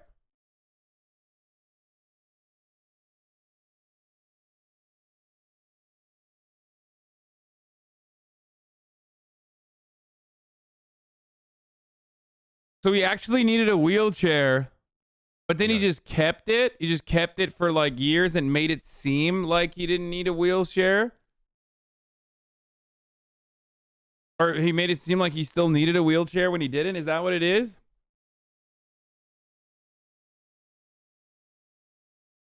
Light on his whole situation. Global emote origins. Global emote origins are something that really no one has much of a clue about, besides the big ones like Trihex being Tryhard, and of course Gutex being the former POG champ and whatnot. But what about global emotes like People's Champ, which features Smash player Bobby Scar? It seems as if most of these global emotes are Twitch staff who threw a little nod to themselves in the chat room. But one curious case is the one of Brain Slug, which was originally streamer Buena's face, but it was swapped to this alien. This was, I believe, the first case of an emote getting the axe for being controversial, but it wasn't actually Twitch's doing. It was the face behind the emote himself, Buena, and the emote had been victim to racist chatters overtaking it and spamming it everywhere. He decided to fully remove his face from the emote, which is 100% understandable. The long history of Twitch global emotes is massive. If you just Google any global emote, you'll be brought on a whole entire journey from article to article, learning about why this person has the emote on Twitch. If you're bored, I highly recommend you browse them one day. I Buy Power Throw. The I Buy Power Throw was, at the time, one of the biggest scandals in gaming history. Back in 2014, what happened was, I Buy Power was playing against netcode guides, and you could also bet on the game on this website called CSGO Lounge. The odds of I Buy Power winning were so high that if netcode guides won the game, the return would be over tenfold. So what the players of I Buy Power did was dump thousands of dollars worth of skins into the website to bet against themselves to lose. And then NFTs, dude. The OG NFTs, boys. and they threw their game against netcode guides. And they actually sort of kind of got away with it if it weren't for their constant denial if anyone accused them of throwing. This, in turn, striked an investigation and got 4 out of the 5 players from I Buy Power banned for good. Nowadays, a lot of them play Valorant, so I suppose they're doing good for themselves. That incident was one of the first match-fixing events caught live on Twitch. Now, for Ancestors, the Humankind Odyssey. The shit show that ensued when this game was being streamed by big streamers was absolutely disgusting. In-game, you played as a monkey some odd million years ago, but instead of just being a normal chat, the chat began to spam "Come on, bruh" and "Hyper bruh" in response to the streamer playing.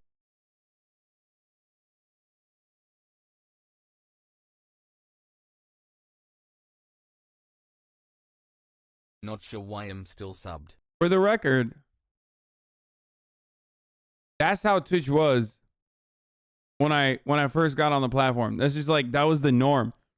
People were mad at me for banning Come On Bro and Trihex in the game. I remember vividly, this was when Soda removed the emote from his chat room permanently and XQC disabled it for the stream because chat was being so extremely racist.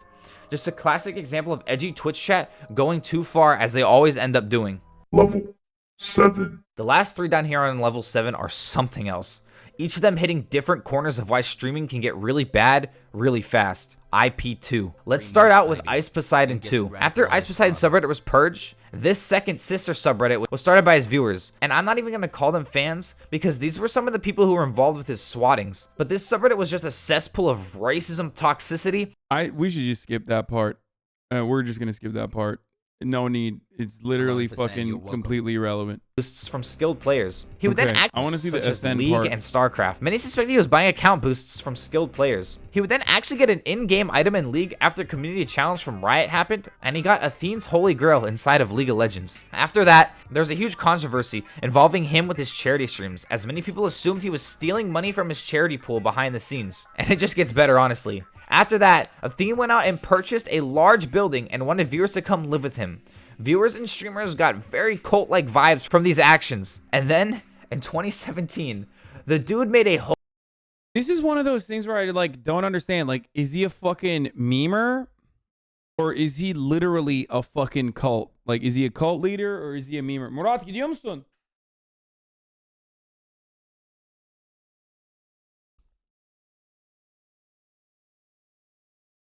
Because it feels like an actual cult. This place always helps my dark times. And there were people that were like in this chat. There were people in this chat even. Like there was another Twitch streamer I remember that literally was like defending him regularly. I mean, his haircut does actually scream cult vibes. Whole cryptocurrency and attempted to scam his viewers into buying it.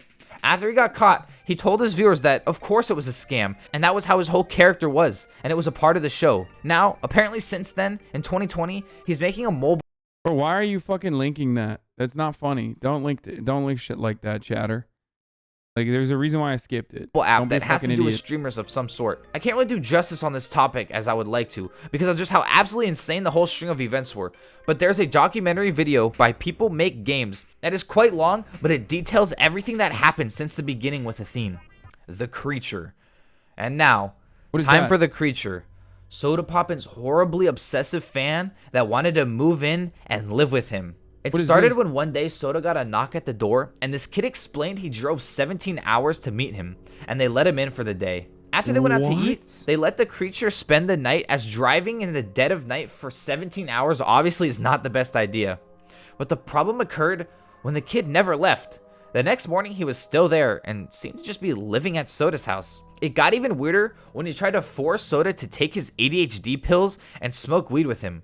The Creature told Soda he sort of had to force him to take these drugs, and thank you, Ramscake313. Everything just went south from there. The kid started plugging his whole setup into the house, and it took Soda's friend Sam to fully kick the Creature out.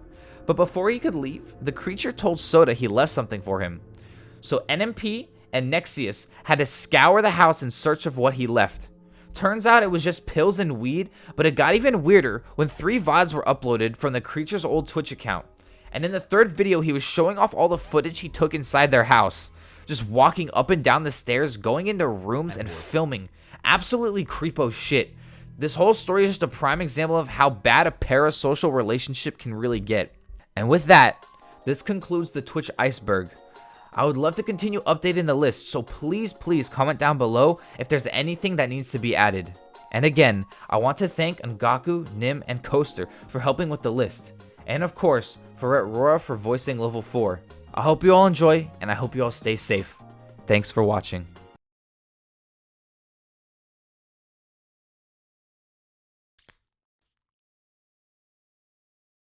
This video just came out. I think you find it interesting. Chat was being toxic towards Toast. And 12-year-old little army of toxic losers. Literally stop spamming. You ruined the chat, bro. Put your account on private pussy because it's about to get toxic. Live streaming has always had a culture of toxicity, whether it's coming from the streamer, Suck my you ugly ass bitch. Shut the fuck up, bitch. You're so stupid. Fuck you, dude. or the audience.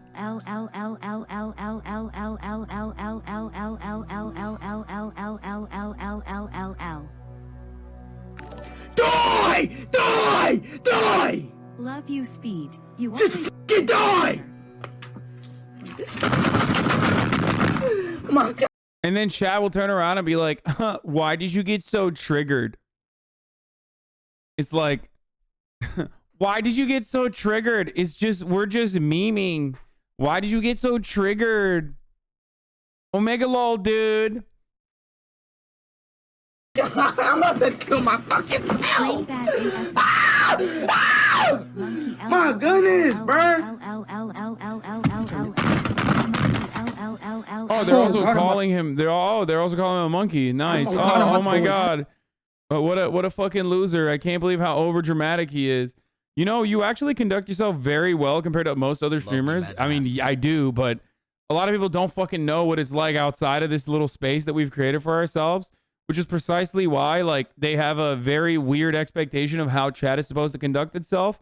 Like, and that goes both ways. Like, there's people in here who are like, I can't believe there was a microaggression that I saw in the chat. Like, I can't believe there was a microaggression I saw in the chat, but then there's also the other side of it where it's like, wow, you're so angry all the time. I wonder why.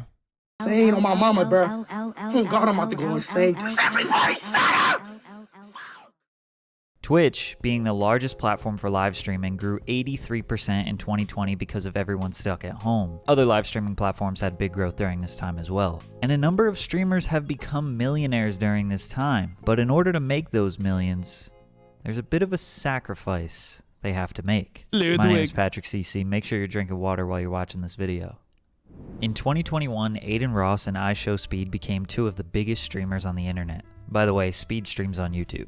Both streamers have somewhat similar styles, being an average guy streaming and chatting to their audience in their bedroom, while occasionally playing video games or reacting to other content. Also, a big part of Aiden, Speed, and many other streamers' content is reading TTS messages. TTS stands for text-to-speech, and it's when viewers can pay a certain amount of money and a robot voice will read their message they type to the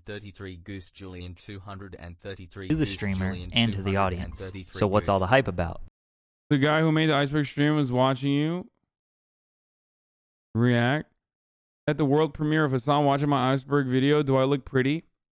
No, motherfucker. What is this bean-sized head bullshit, dude? What the fuck?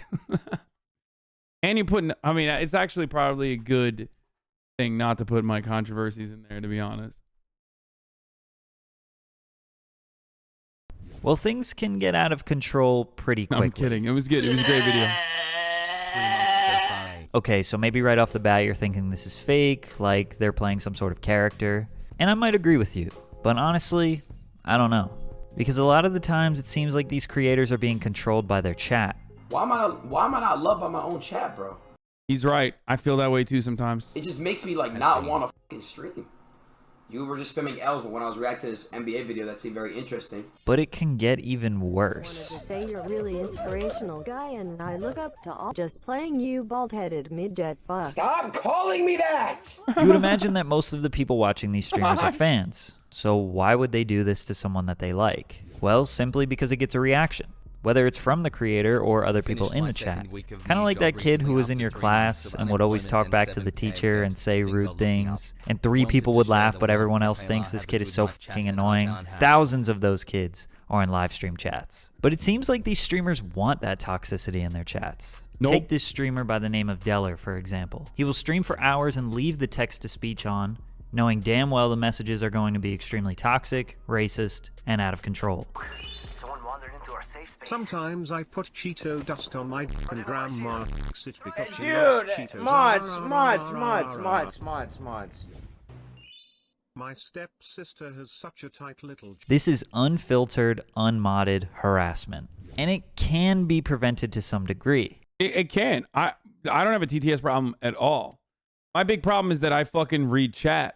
And chat can say whatever the fuck they want for the most part. Specific words or sayings can be banned from people being able to type them. Now I know you get it, you cannot control what other people say and do. There are thousands of commenters partaking in this toxic behavior. If you sat there and tried to ban everyone, you'd lose all your viewers. However, it seems like these streamers are willing to put up with this because 1, it's making them money, and 2, people are sharing it on social media, which is making them more poppin', driving viewers up, and ultimately making them more money. So Aiden, Speed, and other streamers have allowed the chat to make fun of them and bully them, whether it's through the chat or through TTS. Because whether you love them or actually don't like them, it's always funny to see someone freak out through a computer screen. Yes, that is Speed barking when he gets angry. And it's not just these two. Pretty much all live streamers have to deal with keyboard warriors to some degree. It just depends on how you handle it. Some people handle it in a very pleasant and respectable way. Is chat being toxic towards my friends that I choose to play with? Over a video game? But the fact is, guys, me and my friends are playing, so I just ask that you guys respect how we want to play. Now, when you handle it in the nice way, that's not fun to watch. I mean, come on, nobody wants to be taught a lesson. It's like I'm listening to my friend's mom discipline me, and I don't want to hear that shit. But when you get angry and start screaming, yeah, that's the good stuff. I don't care! Go, Dad! I don't care! What up, Dr. Lubo? You call me fucking names right now. How can I? You're a legend. Consistently raging is obviously going to encourage people to push the streamer's limits and try to get them to freak out. Anyone can notice that. So it seems like many streamers allow this to happen because it makes their community happy. Yeah. Bro, this video is actually eye-opening for two reasons. One, because I hope chat recognizes how they behave sometimes. But also, two, all you motherfuckers who think I rage like crazy, I am incredibly well-regulated in comparison to some of these other fucking moments. I do rage from time to time, but I'm just saying, like, I'm well conducted. Their suffering makes other people happy. Now remember, for the most part, chat will copy the behavior of the streamer. Who is that? These nuts in your mouth! Hey, shut the fuck up! Shut your ass up! So okay, that's like terrible though. I don't know who this dude is, but like I don't understand why he's like that. if Speed does this to other people, the chat will inevitably do it back to him. The only problem is he might not be in the mood for that. Don't be saying shit! Don't be saying shit! Don't be saying shit! It's kind of like Speed and many other streamers are okay with toxicity as long as it's when they decide. Every single one of you, the one that people that tweet at me and say ratio and soft and Eldon and fucking all this shit. I pray that you guys... Why do they say Eldon? They can say Aiden lost. Experience what I experienced, bro. But when the chat tries to control what the streamer does, that's when they freak out. I guess the only real way to combat this is to just set the precedent that you aren't taking any shit from the chat. Like from day one, you have to be kind of like the dictator. I'm doing what I want, and if you don't like it, then leave. But ooh, that's right. Maybe that's the reason. That doesn't make for a strong community. Communities are about shit. That's not true. That's not true. I think this community is strong as fuck. Sharing and working together and collaboration. So when you build a toxic community and they want you to bully someone on the internet today, but you don't want to, now you're the one that's going to get bullied because they need to let off some steam.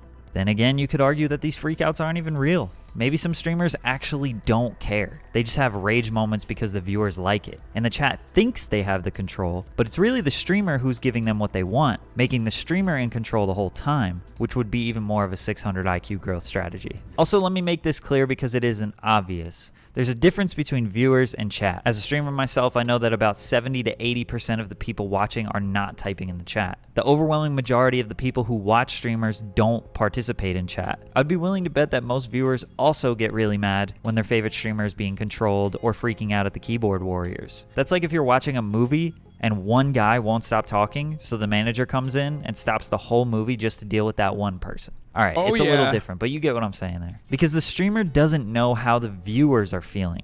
They can only gauge it based on what they read in the comments. So if they see a wall of L's, that's only 15. I love it. Nah, I be typing like a motherfucker. Dumbass. Nah, dude, that's not me. I'm typing like a motherfucker up in here, dude. I'm just non-stop, dude. Everybody needs to hear what I have to say in the chat. 15% of the people. Maybe the rest of the people actually like what they're doing. But these things start to weigh heavily on a streamer. Aiden is a great example of a person who openly welcomed the toxicity from the chat because of the financial gain and popularity it brought him. I think he actually liked being the butt of the joke while he was... To be fair, like, for people saying, I mean, this is a good video overall, but like, I wouldn't say that I've ever been a fucking fan of that. Like, I've been pretty fucking hardcore about that shit since day one. Like, I was the same when I was a fucking 1K Andy, and I was the same when I was a 10K Andy, and I'm still the fucking same. Whenever there's like people being toxic to one another, or being toxic to other streamers, or being toxic to me, I usually fucking will make an example out of them, pull them into the public square, berate them for a while, and then fucking permanently ban them.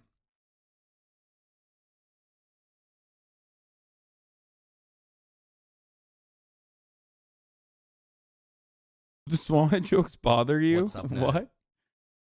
No, dude. Do the small head jokes bother you? I figured it was so obviously normal size you didn't mind much. But if thousands of chatters are saying it, I'm sure it can get to you. No, dude, I have a fucking emote for it. That's me being fake angry. That's like Creamed. that's a fake angry for memes thing. Okay, that's just like, that used to be something that like white nationalists who fucking hated me back in the TYT days. You have the best mods on Twitch too. That's true. I have an incredible fucking moderation community. They're all community members. They're all fucking long-term subscribers. And they do it because they love watching the fucking stream. And you know, they love... I keep myself composed. I can't even focus on this anymore. Okay, dude. Quincy Bones, thank you for the 5 tier 1 gift subs, allowing 5 people to no longer see the ads at the top of the fucking hour. Let's go. At the top of the hour, every hour, there's a 60-second ad break, and people like Quincy Bones gift enough subs to people to no longer see that. And if you no longer want to see those ads, all you need to do is subscribe. If you can't get a fucking gifted sub, all you need to do is subscribe. You can do that for $5. You can do that with DC Baller gifting a sub, or you can do that for free. Or with Twitch Prime. That is, Twitch Prime is free. Here's the 1 minute ad break now. It's so weird. It's so weird. You regulate this community super well. I've been on the internet since 2008, and compared to the cesspool I've been in, this community is an oasis. Yeah, people don't fucking understand. Like, thank you, Bad Dark City, for the 5 get the subs.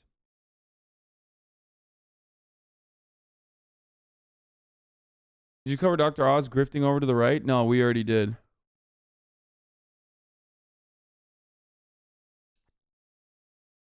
PlayStation events are still trigger points for me. And part of the reason why the PlayStation events are trigger points for me is because motherfuckers love, I mean, thank you, Hasan's lower part for the 5 get the subs. Motherfuckers love in the middle of my, you know, serious news segment. As a trans person, this community single-handedly gave me so much hope for Twitch.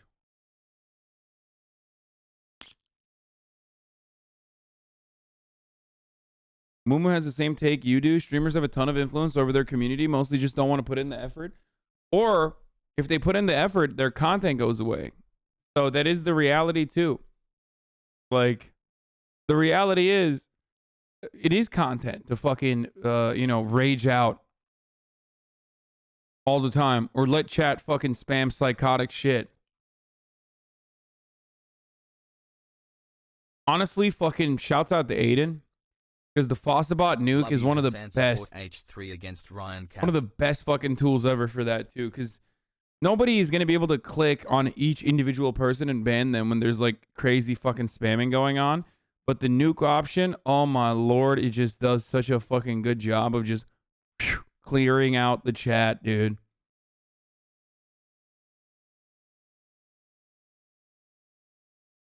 But yeah, this is... Because all you motherfuckers keep talking about the PlayStation event. What makes them interesting? You, dude, fucking leave.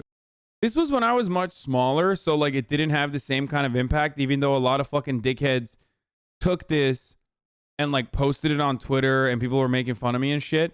If a similar thing happened now, oh my god, it would make fucking literally mainstream news. Oh, privileged, selfish fucking streamer screaming at his like 14-year-old kid audience. Prime baby.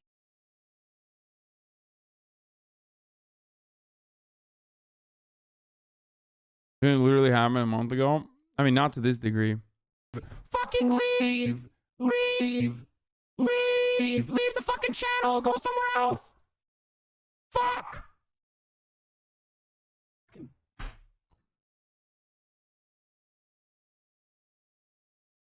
God damn it. I remember Twitter saying you didn't know how to control your audience over this, but that's what you were doing. Yeah.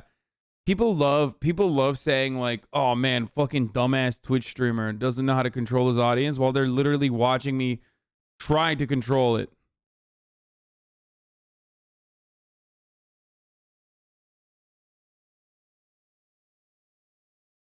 You got a way better mic since back then too. It's the same microphone, dude. What are you talking about? Literally, you can see it. You know what? Fuck this. You know what? Fuck this. I'm not watching the PlayStation event, and I'm not even fucking streaming. Fuck off. How many views do you have at the time? I don't remember. Rising to the star he is now. When he was hanging out with rappers, he allowed them to kind of pick on him, and in a charismatic way, he shrugged it off. But when he did this live stream with Blueface, it went a little too far.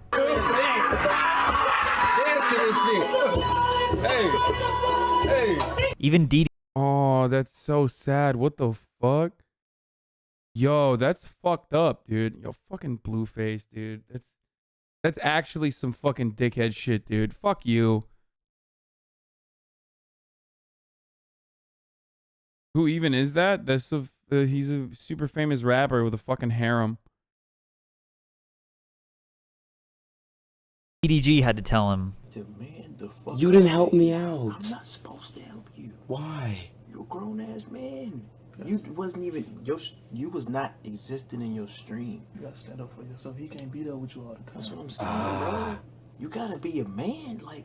but that stream went mega viral. It was on every rap media outlet, all over TikTok and YouTube. It arguably got him to Rolling Loud and in various Lyrical Lemonade music videos. I mean, just a little bit of bullying ultimately allowed him to shine brighter than ever. But again, this takes a toll on you. Now we see a more real side of him. There's only so much you can deal with before you need to take a break. Doesn't matter how much money you're making. He's talked about quitting streaming multiple times and what the fuck? Is he crying or is that a filter? Streaming multiple times. What is up with his eyes, bro? What happened there? What the fuck? Oh, he got LASIK? And I'm not sure if this is clickbait or not. And it seems like every other week people push IShowSpeed to his limits, which end up with him crying on stream or crying in a video, shaking out of pure frustration and anger over the way his chat treats him. Unfortunately for Speed, this won't stop happening unless he stops encouraging that behavior. And also Dude, you gotta talk to this motherfucker? I do talk to him. I do. I want to fucking help him out. You bullied him, remember? Who? Aiden? No, I don't fucking bully. Shut up, bitch. Classic fucking typical parasocial Andy thinks he knows the relationship between streamers better than the fucking streamers themselves. In literally the chat. Oh, look at me. I'm typing away. Oh, I know more than you do about your own fucking interpersonal relationship with another person that you fucking, you know, talk to.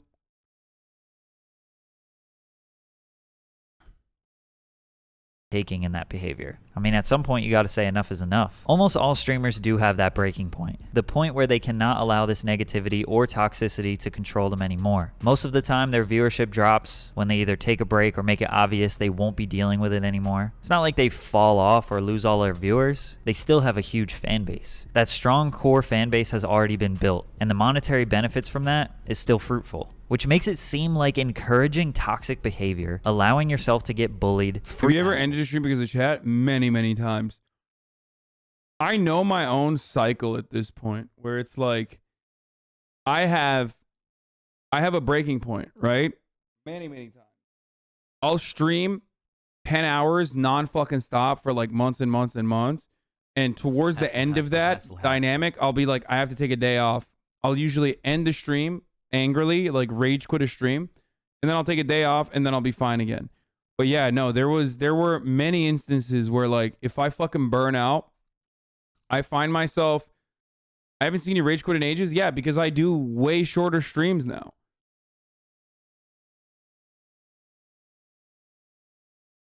I do way shorter streams now because when I used to do like 10-hour streams nonstop, especially with like gaming stuff, it gets so toxic. Gaming is unfortunately the worst. Because it's like gaming is usually the worst because like one, this community cuts down to like a fucking fraction of its size, and then all the fucking weirdos come out. They come creeping out of the fucking woodwork. Because when I'm doing a 30K stream, all the creepy weirdos are waiting for their moment. If they type in the chat, they might not get my attention. Sometimes they'll just click, clap, whatever, right? Okay. Click, clap, they won't even be seen. But when I'm doing fucking gaming streams and the chat starts slowing down because I have like, you know, fucking sub 20K viewers in here. They lurk and lurk and lurk and they wait for their opportunity. And when the gaming streams start and the chat starts slowing down, they're like, hey, do you appreciate that nobody wants to watch you play video games? We know that this is something that you're not happy about. Are you excited that you're a fucking loser? Do you like it? Do you like how little people want to fucking watch you? Despite the fact that even in your lowest fucking view count, you're still in like the top 20 fucking streamers on the platform. It doesn't matter though, is you match yourself against yourself or you match yourself against other top content creators. And we know this because we watch you every day. We watch you every single moment. And that's precisely why we sit here. We take notes on things that move you, on things that upset you. And in a moment when we feel like you're in your lowest, we're going to strike. And we're going to write the perfect thing that gets you to end the fucking stream. So that's like, that is literally straight up. Like that's a real thing. And for most of you chatters, you're like, what the fuck? People really do that? Yeah. There are people who are that deranged. There are people who are that fucking insane that they'll sometimes wait for months. They'll wait until you fucking quote unquote fall off. You know what I mean? They'll sit here in your high moments waiting for the opportunity so they can fucking get you in a low moment. Because it'll all be worthwhile. I am so incredibly sad. I am such a pathetic fucking loser. I am such a sad, pathetic shit stain in the bottom of someone's shoe. That the crumb of happiness that I will get. And so many of these types of people that just pop into the stream to say it, it's so unexpected, it's so common. Yeah, I'll wait. Or maybe I'm just fucking, you know, coming in here. Fam, this sounds oddly specific. It is not oddly specific. It is a very common occurrence. So much so that if any other streamer heard me talk about this, they would probably say the exact same thing. See, Dr. Lupo says, yup. Every streamer knows this. That Twitch and live streaming as a fucking type of content has the opportunity to create a beautiful community. And I try my very best to do that. But it also creates a lot of fucking weirdo hate watchers who are just creeping in the fucking shadows, waiting. It's not a single person. It's not a single person. There are thousands of people like this. Thousands just waiting in the fucking shadows. Just waiting because it's the dark side of the coin, right? On the positive aspect, you want to fucking type something that potentially 30,000 people are going to laugh at. And the streamer, oh, that's perfect, right? Like when you're a chatter, you want to type something and then like, you know, streamer reads it and laughs at it. Oh my God, beautiful moment. That's like a dopamine rush that you're going to get. Hasan. Like incredible dopamine rush. Okay. And then some people are like, well, I'm not a funny person. I'm a sad person. I'm a pathetic person. So how else can I get that dopamine rush? Well, I can get that dopamine rush by like trying to fucking hit the streamer where he feels sad. I can ultimately still change the dynamic of the stream. Myself. Inject the stream into my fucking veins? Yeah, I mean, it's just how it is. I am sad and pathetic? No, I mean, you probably aren't, because I don't recognize your name at all. So you probably aren't. You're probably just a normal person.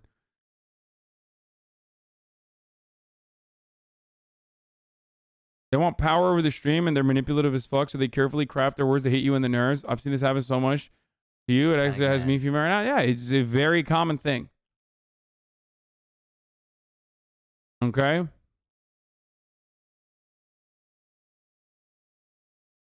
It's a very common fucking thing that happens in Twitch regularly. You get baited super easy. Dude, for you to say that, all I'm going to say is go watch another streamer who also looks at their chat.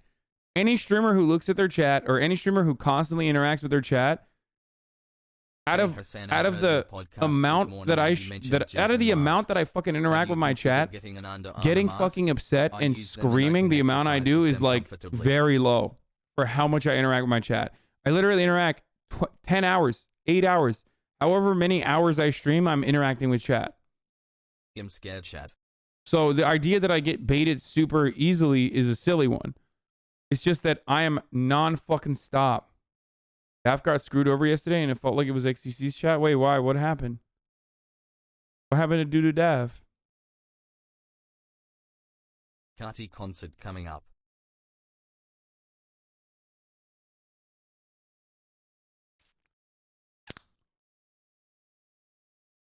Freaking out and raging often and getting pushed to your limits while your sanity is almost completely lost is the ultimate live streamer marketing strategy. Then when you wheel it back, mature a bit I guess, and make it very obvious that you aren't allowing the chat to be toxic anymore, all of these keyboard demons go away because they can't control you anymore. And you end up with a very stable, consistent, positive community that wants to see you happy and successful. A large enough community to live off of and have a stable live streaming career. Either that or live streaming will just actually make you go insane. You let me know what you think. The official Patrick CC Water.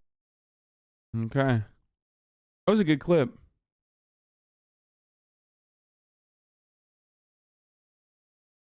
I mean, shit, it doesn't have to be chatters. There are an army of Redditors out there ready to jump down your throat at any moment.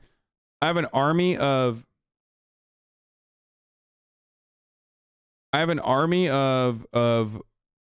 Redditors that are ready to fucking ready to jump down my fucking throat. I have an army of Twitter fucking weirdos from all different walks of life, from all different shapes and sizes.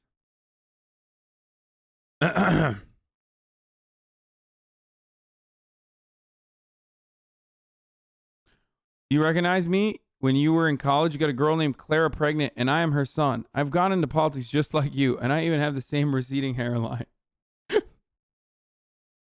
Yeah, dude. You got into politics at the age of what? Fucking 10? That's when you got into politics? You're 10 years old?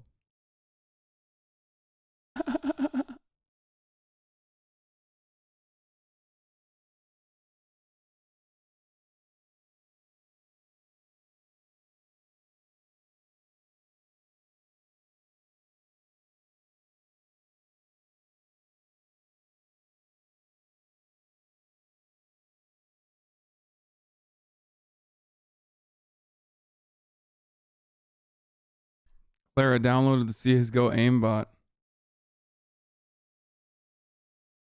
Not trying to spam. I demand dopamine. I just think you would like seeing this music video from a band whose drummer is the dude who made the intro you use every day.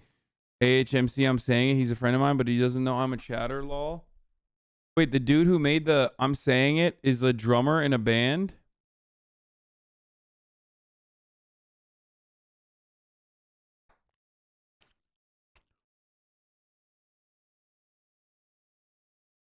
Did cut your hair, Elon? World's Richest Man 50 sports wild new look.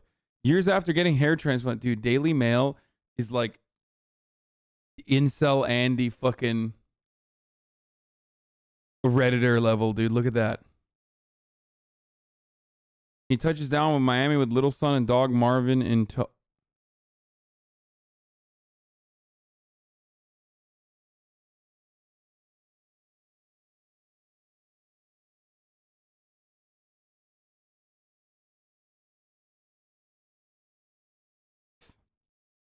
Oh God, they put this right here too.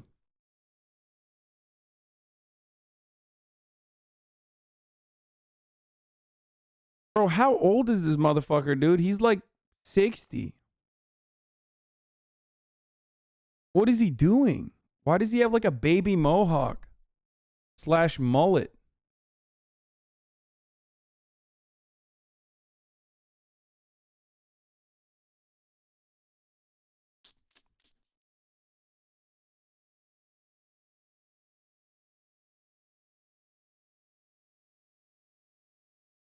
Whoa.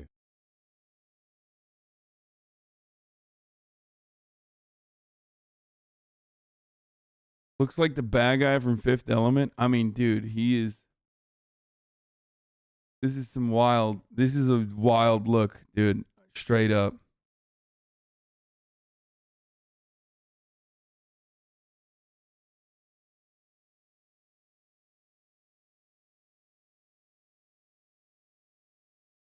Yeah. Mustang's girlfriend Grimes, who's the mother of his son, did not join him on the trip. Yeah, Grimes is fucking killing it, dude. She got her own. She got a new song coming out. She's coming on the HasanAbi broadcast soon. She's just fucking. She's chilling. Grimes is big chilling, dude. She's winning the divorce. You know what I mean? Did she ever reply to you about coming on? Yeah. Yeah, we've been talking. She's gonna when she's in LA. I'm waiting. I didn't want to do it over Discord.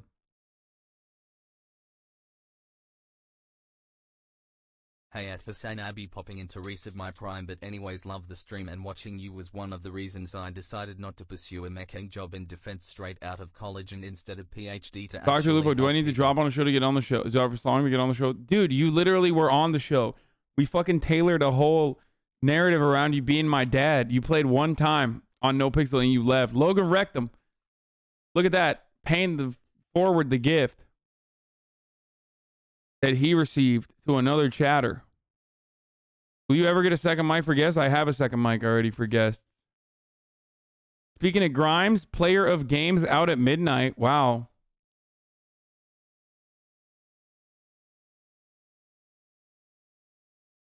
Did you see she likes Axie Infinity? I could give you one as a gift for her. She will love it. What's Axie Infinity?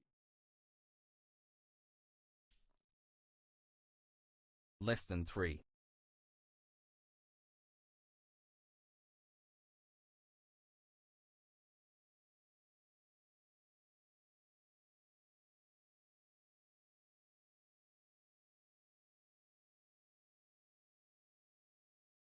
Sir, I just want to say you're a fucking lord and an awesome streamer. You make me laugh. Keep up the amazing work.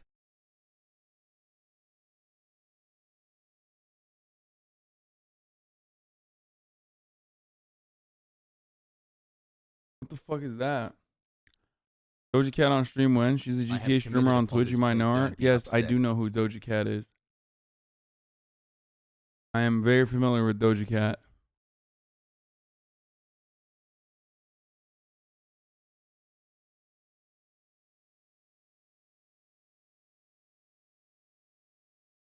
Leamcleft.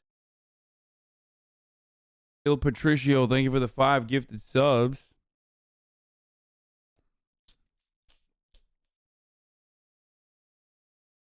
Yeah, I saw that video of Doja Cat too.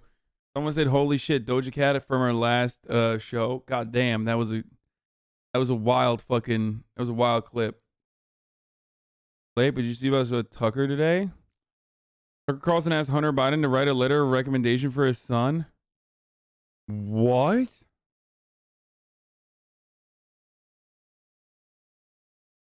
Appreciate what you do, man. Enjoy your content, personality, and takes on things. Reposting with more redaction. Good fight. Linwood doxed both Hunter Biden and Tucker Carlson's contact info as of 2014. Lost in the crazy doxing of the son of the president and a major TV infotainer. Tucker Carlson asked Hunter Biden to write his son a college recommendation letter.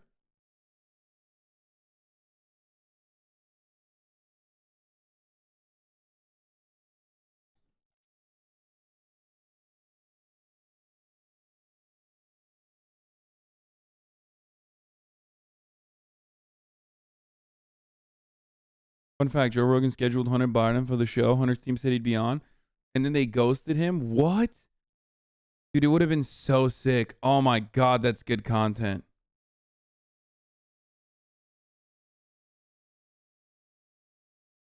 Average chatter.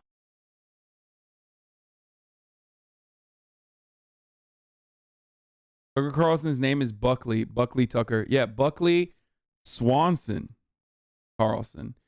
And his brother's middle name is McNear, right? Isn't his brother's name like McNear? Hey Hasan, serious question. Very serious. When are you returning to RP? Pause champ. Never.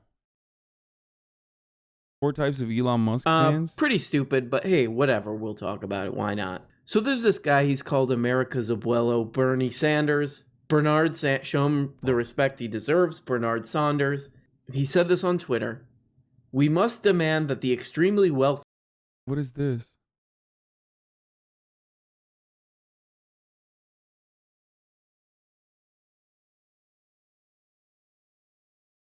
Gotta say, this Hunter had some morals that he didn't leak that when Tucker was attacking him 2 years ago.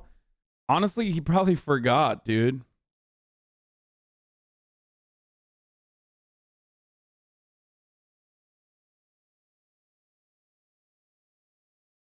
You're actually a voice drop on RM's show now? Wait, really? Full time with streaming and quitting TYT, my man.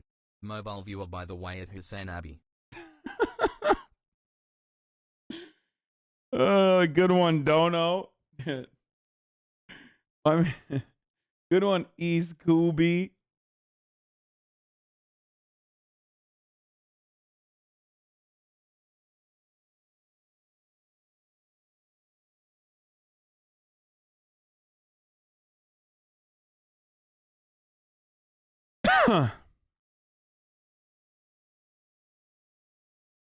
Andrew and Chet pay their fair share, period. Pretty provocative. What? And then this guy, Elon Musk. Okay. He replies to Bernard Sanders. He goes, I keep forgetting that you're still alive. Toilets. So a lot of people going back and forth about this. They're like, hey, shut up, whatever, you know? What I think is actually more interesting is I've never really looked into the Musketeers. And if you don't know who the Musketeers are, they are the people who would, I guess, die for Elon Musk. They're always defending him online. They're like, you've had a negative impact on my vocabulary. Anytime someone says stepdad, I always say the dad who stepped up thing. Yeah, I am not your stepfather. I'm the father that stepped up. Okay, get to the content, brother. What is this? Someone sent me this video, but I want to see the types of Elon Musk fans, okay? Just like when I was looking at those tweets, I was just like, who are these people who love Elon Musk, who would do anything for Elon Musk, who would give up... That is my own sperm. ...for Elon Musk? Who are these people? What's their deal? I clicked on a bunch of their profiles, hundreds of their profiles, and looked at a bunch of their tweets. I was like, what is this fan base? That is my own sperm. That is my own sperm. There's basically 4 types of Musketeers. And my dad's younger than you? What? Thanks for education.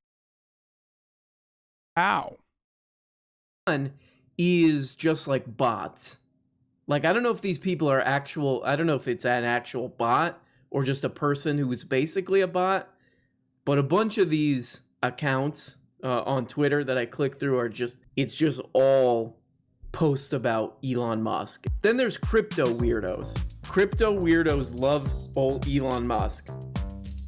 That is my own sperm. So crypto weirdos. Then there's just like Pee-Pee the Frog type people who are really into that kind of stuff on Twitter. Also, this guy makes it very clear in his bio that he has kids. He's married with children, got kids. He's responsible for a human life. And he's posting stuff like this. A lot of these kind of people, they're not just like, Kyle Rittenberg's innocent. They're like, no, Kyle Rittenhouse is awesome. And all his shooting is really cool. And I'm going to make memes about it. Also, he's going to make a lot of money, too. And then the 4th one seems to be just children. So besides the children, most of Elon Musk's fans seem to be like and no offense to them. Okay, I don't mean any offense to you guys, but human spam. Many people are calling you. Okay, not me. Oh, and actually, this guy. That is my own sperm. That is my own sperm. The guy who's really hoarding his, his company had to get in on the action too. LMAO, Elon Musk destroyed the entire political. Bro, this is like one of those videos where the pacing of it is like great if I'm watching it on my own, but like on stream, I wanna fucking, it's just like good video, okay? It's a good video. It's just that like I would watch this on my own, but I'm not gonna watch it on stream. It's too slow. New Drew Gooden on Twitter pickup artist. Wait, they have Twitter pickup artists? Hey guys, welcome back to the hottest club in town. So today I want to do something I haven't done in a very long time, and that is... Just send me the fucking donkey video. I know you guys... Or here it is. Here. YouTube finally fixed YouTube. Just recently, YouTube has decided to now hide dislikes on videos. You can still leave a dislike. They just won't be counted or matter at all. Which means I can literally say whatever I want now, and you guys can't do shit to me. YouTube took away the only power you had, and now I can finally talk on games like I've been wanting to this whole time. Last of Us 2. Oh, look at that. 0 dislikes. Well, guess I was right after all. Huh. Homophobic fake-ass gamers. Guess who all changed your minds? Because I told you to, and you have to listen to what I tell you to do. Because I'm the boss of you. Last of Us 2 is the best story in video game history. Gamers were just too dumb to get it. Simple as that. For those of you who disagree, look at this. Go ahead and drop a dislike. That shit doesn't even count. Witcher 3. This game sucks ass. Want to know why Cyberpunk was a broken and unfinished game? Because The Witcher 3 was a broken and unfinished game and people loved it. You know what else people loved? No! Yeah, share that feedback with the creator. Share it.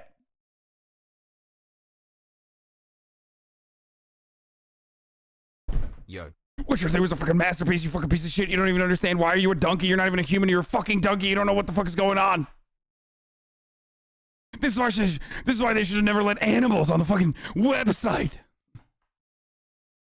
Love Skyrim. Skyrim is terrible. This game is unfinished trash. They've released this game 30 times and they still haven't finished Skyrim. Buggy, broken bullshit. Fuck Skyrim. Drop a dislike. I will never, ever see that shit. RPG fans, where are you morons at? New dumb RPG came out. Shin Megami Tensei V. Just from the name alone, you know this game is for losers. I have never seen such a blatant rip. Hey guys. Notice how Dunkey is shitting on some of my favorite games as well, and I don't want to fucking figure out where he lives to go like fight him.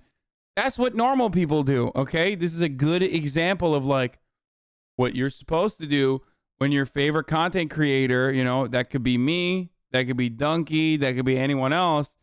That's what you're supposed to do. You're supposed to go, haha, that's funny, and then move on. Off of Persona 5 in my life. Look at this junk. They literally ripped off all the monsters from Persona and tried to act like they came up with it. And RPG fans are so dumb, they didn't even notice. Demon Souls was a bad game, just straight up. Dark Souls was too hard. Bloodborne was too hard. Sekiro was too hard. Elden Ring is gonna be too hard. From Software, you guys are just dumb. I don't know how else to say this. Stop making games too hard, idiot. Dude, this is awesome. Oh. He fucking hit every internet group. The last thing he has to say is like Metal Gear Solid wasn't all that great, and it's like hacky Western movie tropes that we're just excited that a weeb is talking about, and then it's over. Game journalists are right. They know way more about video games than you guys. Not only should Dark Souls have an easy mode should be the only selectable difficulty. There shouldn't be any challenge at all because that is for losers with no life. Pretty much all the stuff you guys like is bad, and I'm too smart to like it. You know what is good? Donkey Kong. You didn't hit the Zelda fans? Yes. Well, I feel like he's also a Zelda fan. This is a great video. Well, it seems that the entire world is saying, let's go, Brandon, crazy. JR, you're an artist with that big, beautiful yard, and you did a fantastic job. I want you to get J360 and Savannah Craven. The three of you can get together and make a big, beautiful song for the people to hear. It'll be a musical masterpiece, believe me. Oh my God, this dude literally... Okay, buddy, now for weird. This dude straight the fuck up did this to his front yard. I mean, what are you supposed to do?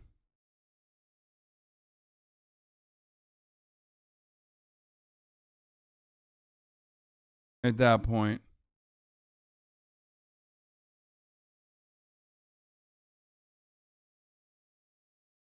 What the fuck?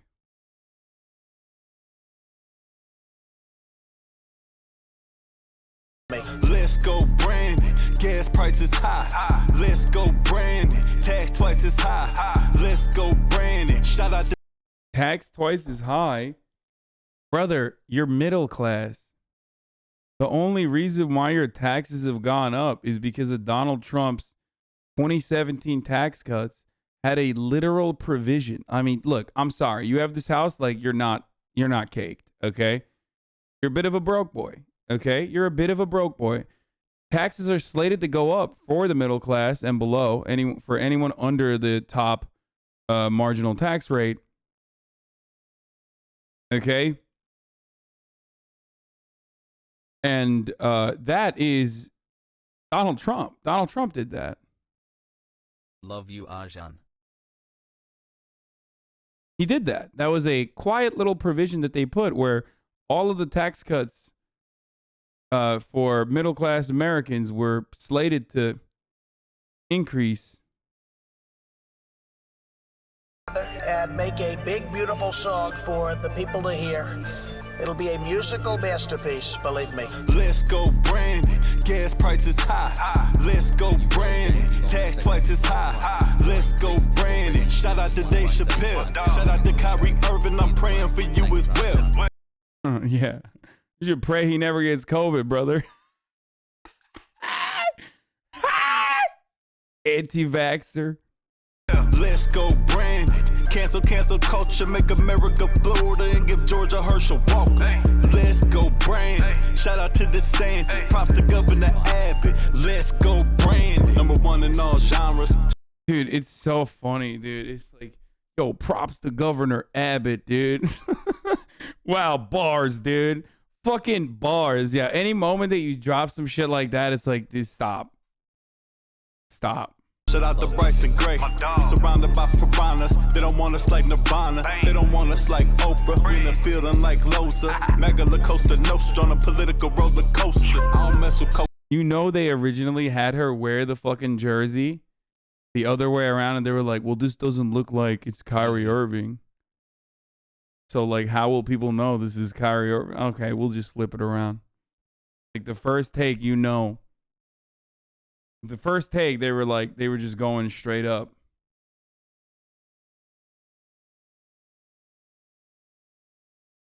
Happy anniversary, hubby. It's beyond racist. It's beyond stop. This is racist as fuck. What?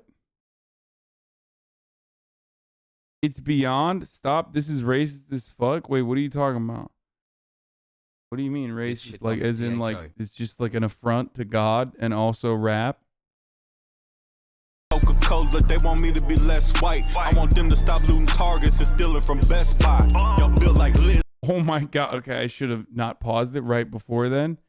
They want me to be less white. I want you to stop looting Target and Best Buy. That's what he said.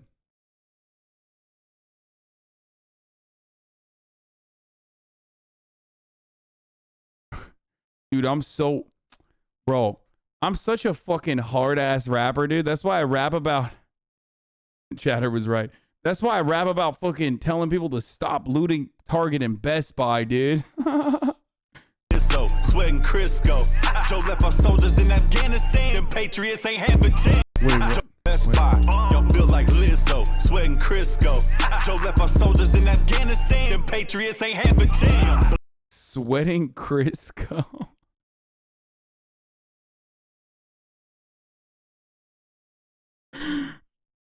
And then the next line is about Joe Biden leaving Afghanistan. Bro, why are you a fat telling other people that they are built like Lizzo? What's up with that? Like, if I was all, you know, I'm an overweight guy. Okay, I'm a big boy, but like, you know, if I was at that level of overweight, I probably wouldn't be like, you know, telling people like, yo, you look like Lizzo, bro. Like, what do you look like?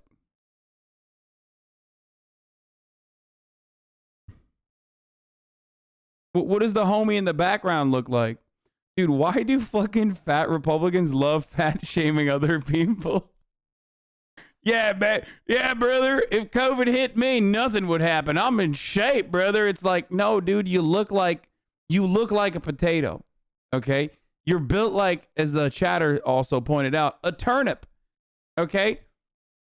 If you're built like a turnip, you don't get to be like, yo, man, I survived COVID like it's nothing, brother.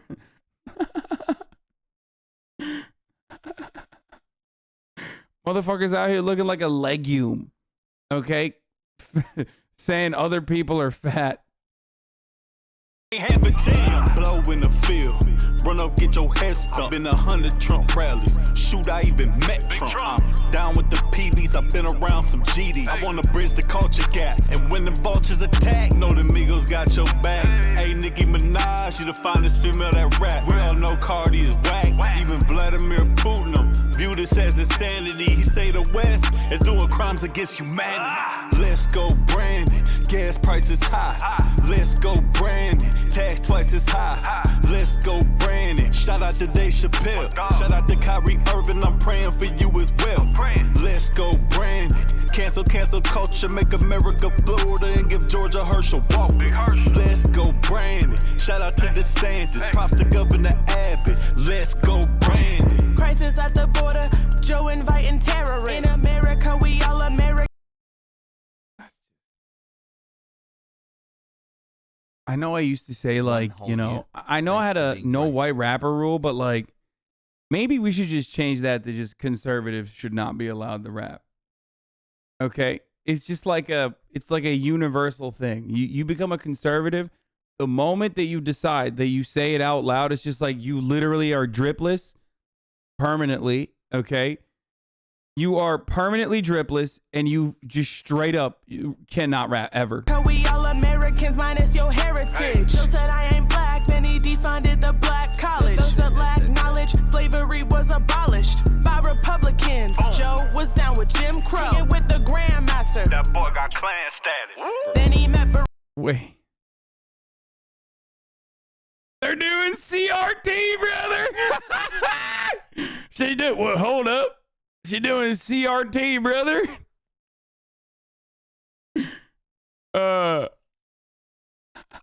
She said slavery was abolished by Republicans.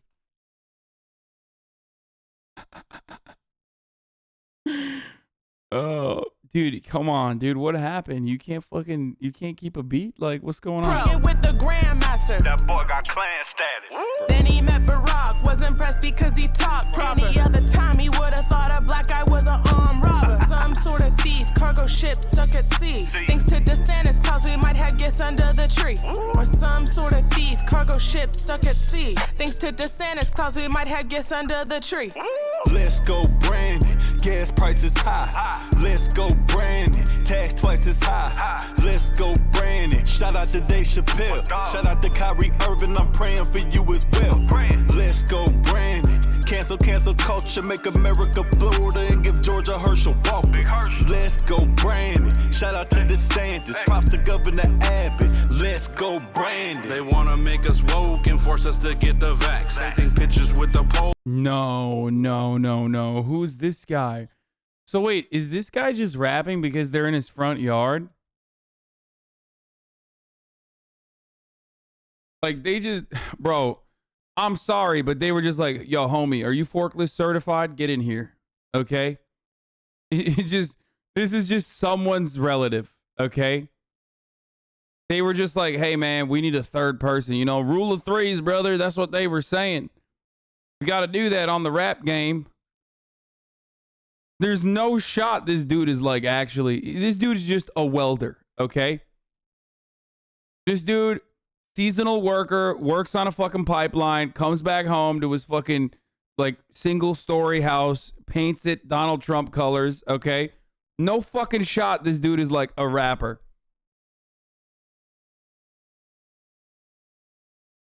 They literally just found this dude off the side of the road. He's homies with the other guy, I think.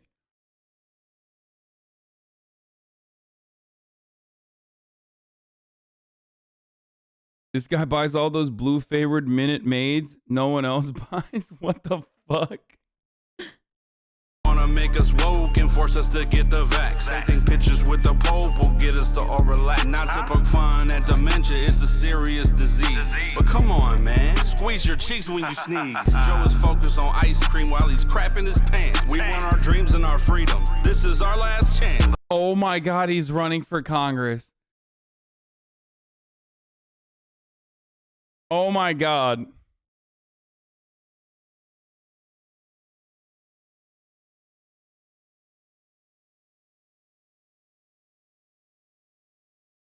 I will not say anything about him being Polish. Okay, I will not do those jokes.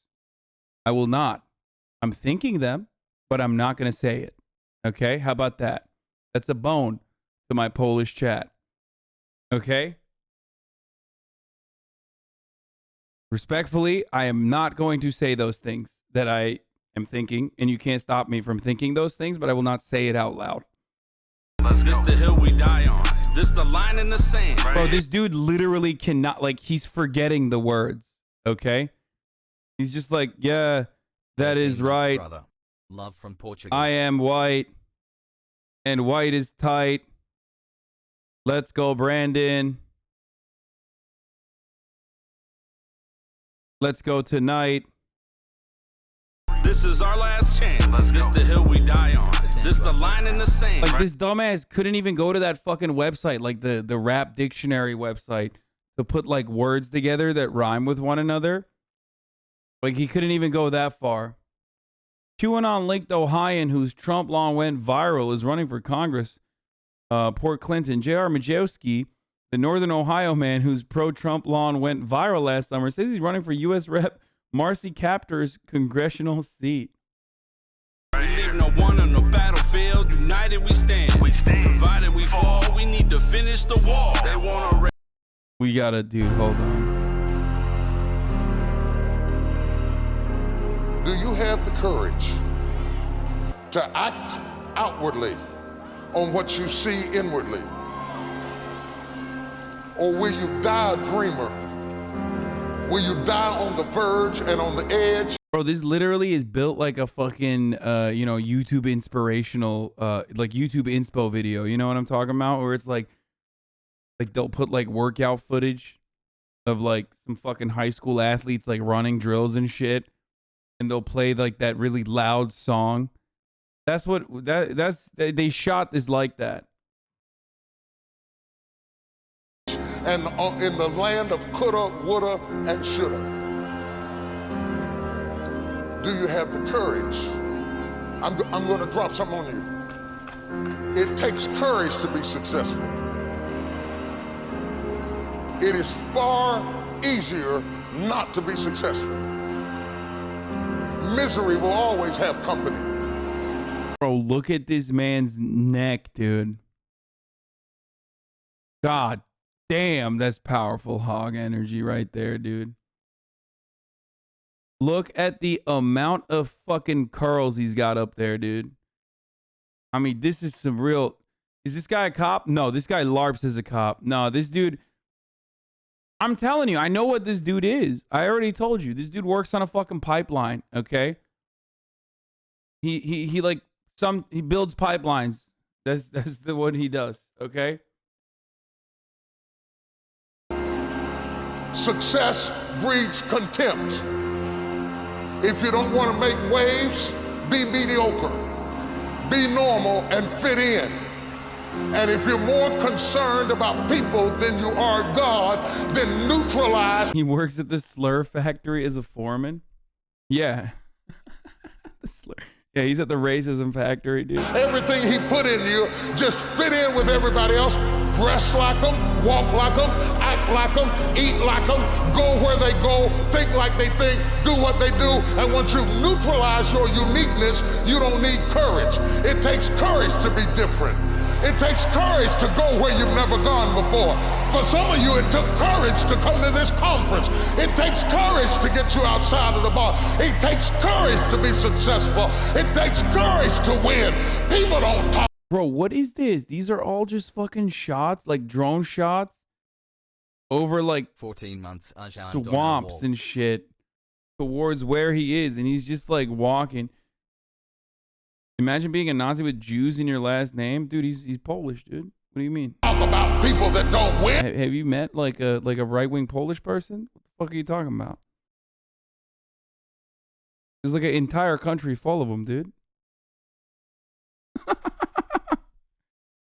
And that's why I said right-wing Polish people, okay? Not all. Don't get mad. Promise, bro. I just said, okay, I can't make fun of fucking right-wing Polish people too. What the fuck? If you win, they're gonna talk about you. Do you have the courage to stand there though the storms keep raging and the people get to talking and you stand there and say, I've come too far to turn around? Do you have the courage?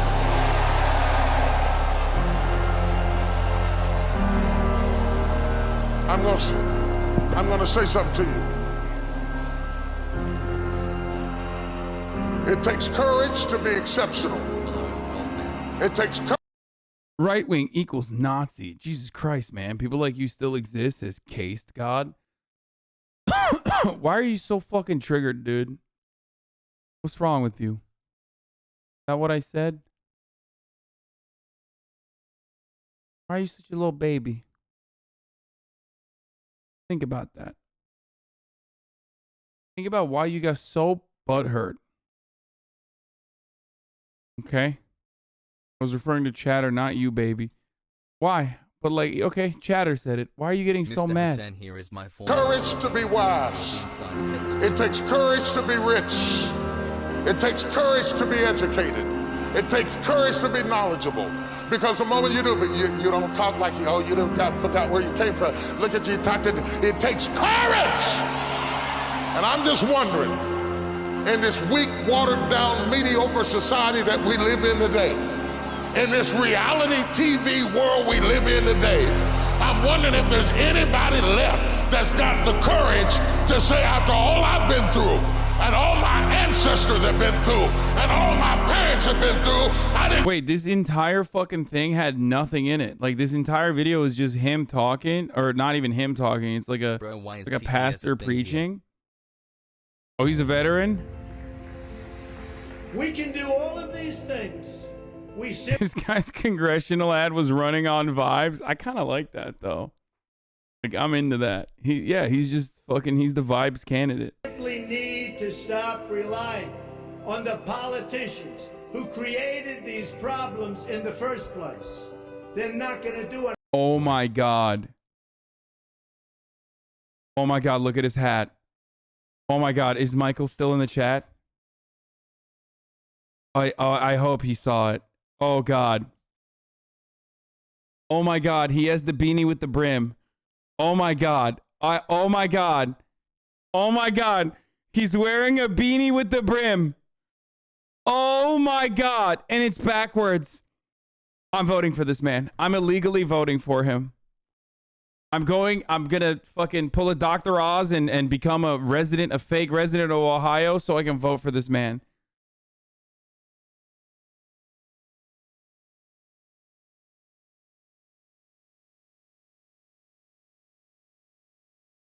Oh my God.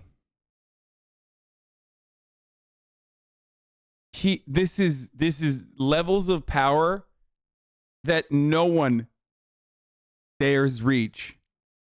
in 2021. Okay. This man is wearing a whole ass beanie that has been like discontinued since 2008. Okay. This is the swag candidate. Who created these problems in the first place? This man has the hoodie with the built-in earbuds. Yeah, and it's a two-tone hoodie too. Like the arms are gray, so it looks like you're wearing two different articles of clothing. Like you're wearing a vest and a hoodie at the same time. Even though just kidding, I tricked you. It's just the hoodie. They're not going to do anything. I call them all talk, no action. That's what they are. They're politicians. Bro, does he just walk around in every one of his videos? Oh my God, he just walks around. He walks around the streets of the beautiful state of Ohio. Just, that's it. Oh, that's so good. We can't fix a rigged system by electing the people who rigged it in the first place. Oh, he's got the bootcut jeans. Of course, dude. Oh my God, he's got the Kirkland 7 bootcut jeans. That's everything about this is perfect. You know that's his car that he purchased. You know he got that when he fucking went with his when he first enlisted, okay? This man is incredible. Let's reject the doubters and the sinners and choose instead to believe in ourselves and in our country. It's time to follow the example of our... That's his dad? Oh, he went to his dad's grave. It's time... He looked pensively at the American flag. ...to follow the example of our amazing veterans. Bro, what is this? What is that, dude? Your dad would be ashamed of you for this, okay? He'd probably say a slur if he knew that his grave had this thing, like a heart wreath on it. Like, what am I, a woman? But he wouldn't say that. He would say something different. Who work together across racial lines, across income lines, across all lines. I'm just picturing him going to, like, you know, every memorial in Ohio. Like every single one. This is what he does. This is his routine, okay? He goes to every single memorial. It's like, did a cop have a heart attack while he was chasing after chasing after like a black teenager? Okay, I'm there, putting my hand on your fucking, on your memorial. They call him the Rememberer. He never forgets anyone's death. Yeah, this is Joe Biden. Nobody is better than our veterans. Like he went to Home Depot and he bought a bunch of wreaths, like, and he's just placing them gently on every memorial he can. Let them be our God. It's time to believe in each other, and it's time again to... Why did nobody tell him not to dress like this? Like, does he not have anyone in his campaign staff? Like, does he not have an uncle or a nephew? You know what I mean? To just be like, dude, you shouldn't do this. Like, everyone's going to make fun of you. Believe in America. If we do this, we will truly, absolutely, 100% make America great again, greater than ever, ever, ever before. Thank you very much. God bless you. Thank you. Yeah, no policy, just vibes, brother. Just vibes, brother. And the vibes are sad. Okay? They're sad. The vibes are fucked right now. This is, dude, conservatives needed an emo candidate. Finally, dude. Oh my God. This is the most emo conservative, dude. Just real fucking sad boy hours up in this bitch. I'm losing it. This is so good. The beanie fucking down like this. Hey, what's up? I'm JR Majewski, and I'm running for Congress. I want to save Ohio with my fucked vibes. Smile. I'm gonna make everybody just as sad as me. Of course he's sad, he's from Ohio. Will you ever talk shit about a black man like this? Yes. And I regularly do. Okay? As a matter of fact, I was making fun of this black lady earlier. But because I'm not a fucking racist idiot, I don't see this as like the white race versus the black race kind of situation. I actually do that thing that conservatives constantly talk about, the MLK quote, the one quote that they fucking love talking about, where they say things like, yo, why don't you judge people by the content of their character and not the color of their skin? Yeah, I do that. I'm doing that. Also, mods, you can clap his ass, that dude. If I have to live with this man as my candidate, I'm leaving. I don't know why you like made it all about race all of a sudden.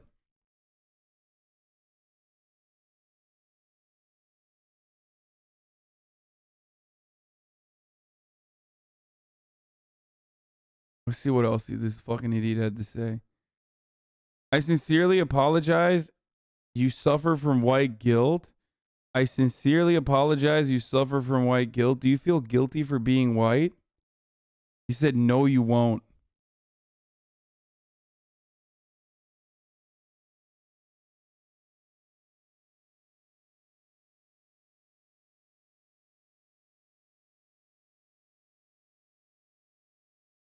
I'm just looking at emotes that he uses. 11.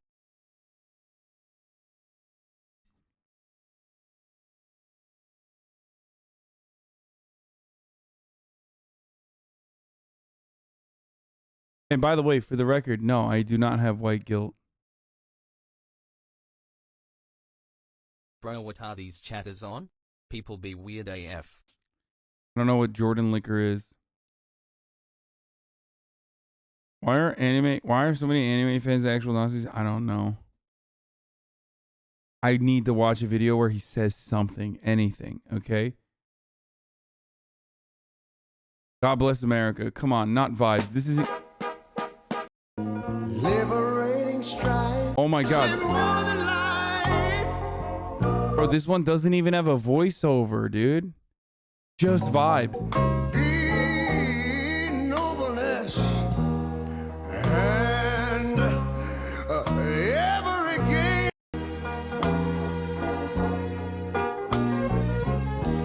A purple mountain majesties. Oh, Jordan liquor. He's saying instead of a bootlicker, I'm a Jordan liquor. Oh, dude, that was like one of those.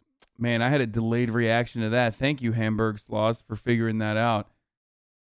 Wow, that's cool. That's like so racist that you just like don't immediately make the connection. You know what I mean? That's like, yeah, that's AP racism. I didn't take the advanced course. Like he's saying, like, you know, black people wear Jordans. I mean, and you know, you're not a bootlicker, you're a Jordan licker. Wow. Interesting stuff. Imagine being more productive instead of like a fucking racist little 4chan worm that like tries to imagine, like exercises the one fucking synapse that they have that fires off for like figuring out a new way to say the N-word. Like just think about that.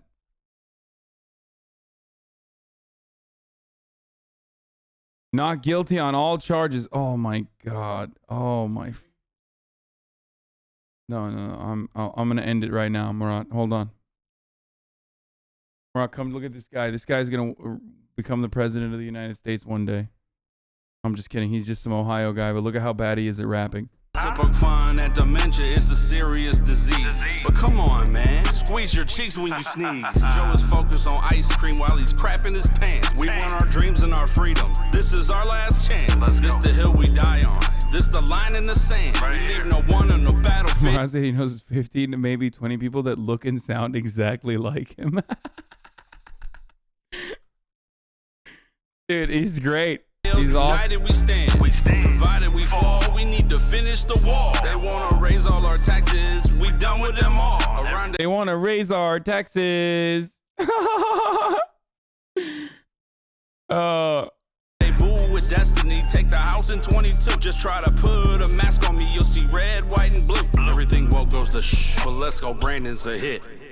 Let's go, Brandon. Gas prices high. Let's go, Brandon. Tax twice as high. Let's go, Brandon. Shout out to Dave Chappelle. Shout out to Kyrie Irving. I'm praying for you as well. What? With white power comes white responsibility. Got bit by a white guy. Now it's my disability. Let's go, Brandon. Cancel culture. Make America Florida and give Georgia Herschel Walker. Let's go, Brandon. Shout out to DeSantis. Props to Governor Abbott. Let's go, Brandon.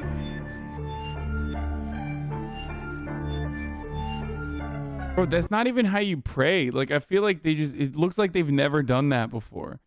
They're so awkward that, like, it literally looks like they've never put those hands together to pray before. Like, this is the first time that they're joining hands in prayer. Like, the guy in the back, dude, this dude is literally straight up never prayed. And my ex said I have commitment issues. Love you, Arjan. They're doing the Birdman hand rub. Yeah.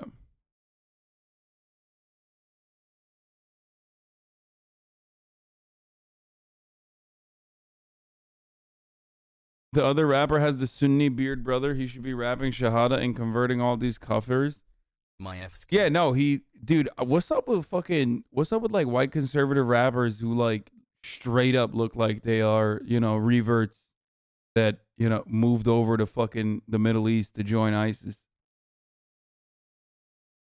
I know it's like very, very specific as far as a diss goes, but homies look like, what was his name? Jihadi John?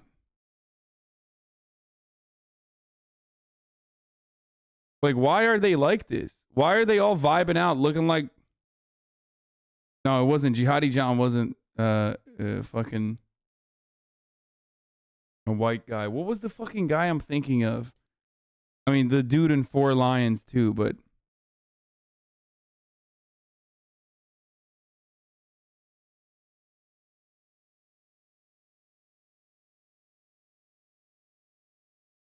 That's also hillbilly style, though. I don't know. The British fucking dude. The fucking ginger British dude that, like... I think he joined... Why are they so hung up on talking about Biden all the time? If I think he joined ISIS. Someone said Cat Stevens. You mean... Hey, why are you dead naming Yusuf Islam, dude? Oh, he was an Aussie? Okay, listen. I gotta go hang out with my brother a little bit. I only did a 4-hour stream today. It's a short one, okay? I love you guys. Tomorrow, we are gonna be going to Universal Studios. Okay? That's right. I think Ludwig leaked it. Big crew at Universal Studios. And you guys know I fucking hate, I mean, absolutely hate theme parks and shit. So it'll be a fun experience watching me fucking mauled. And what time? Literally at 11, I think it's supposed to start. But so, you know, Twitch streamers, so probably 12. Stunning lo-fi introduction. I don't like being scared, and I don't like adrenaline-packed adventures, so I'm just not good at theme parks, okay? I'm not a good theme park enjoyer. Sunny Los Angeles, California, says Hasan. Stun lock to the topic. Just begun. Anyway, I will see you all tomorrow. I'm gonna try to stream after that too. Love you all and good night. The sun is streaming. There there he is again. Hasan is streaming. Hasan is streaming. Reviewing the P.O. box, Uncle Uger's face. Sudden Discord agitprop, gray names take on race. Tiny Bernie Sanders, LGBTQ Air Force. The whole left at your fingertips, and Anya out your door. The H3 Crowder debate, the Young Turks online show. 3 full fucking years of this, and plenty more to go. 90 days.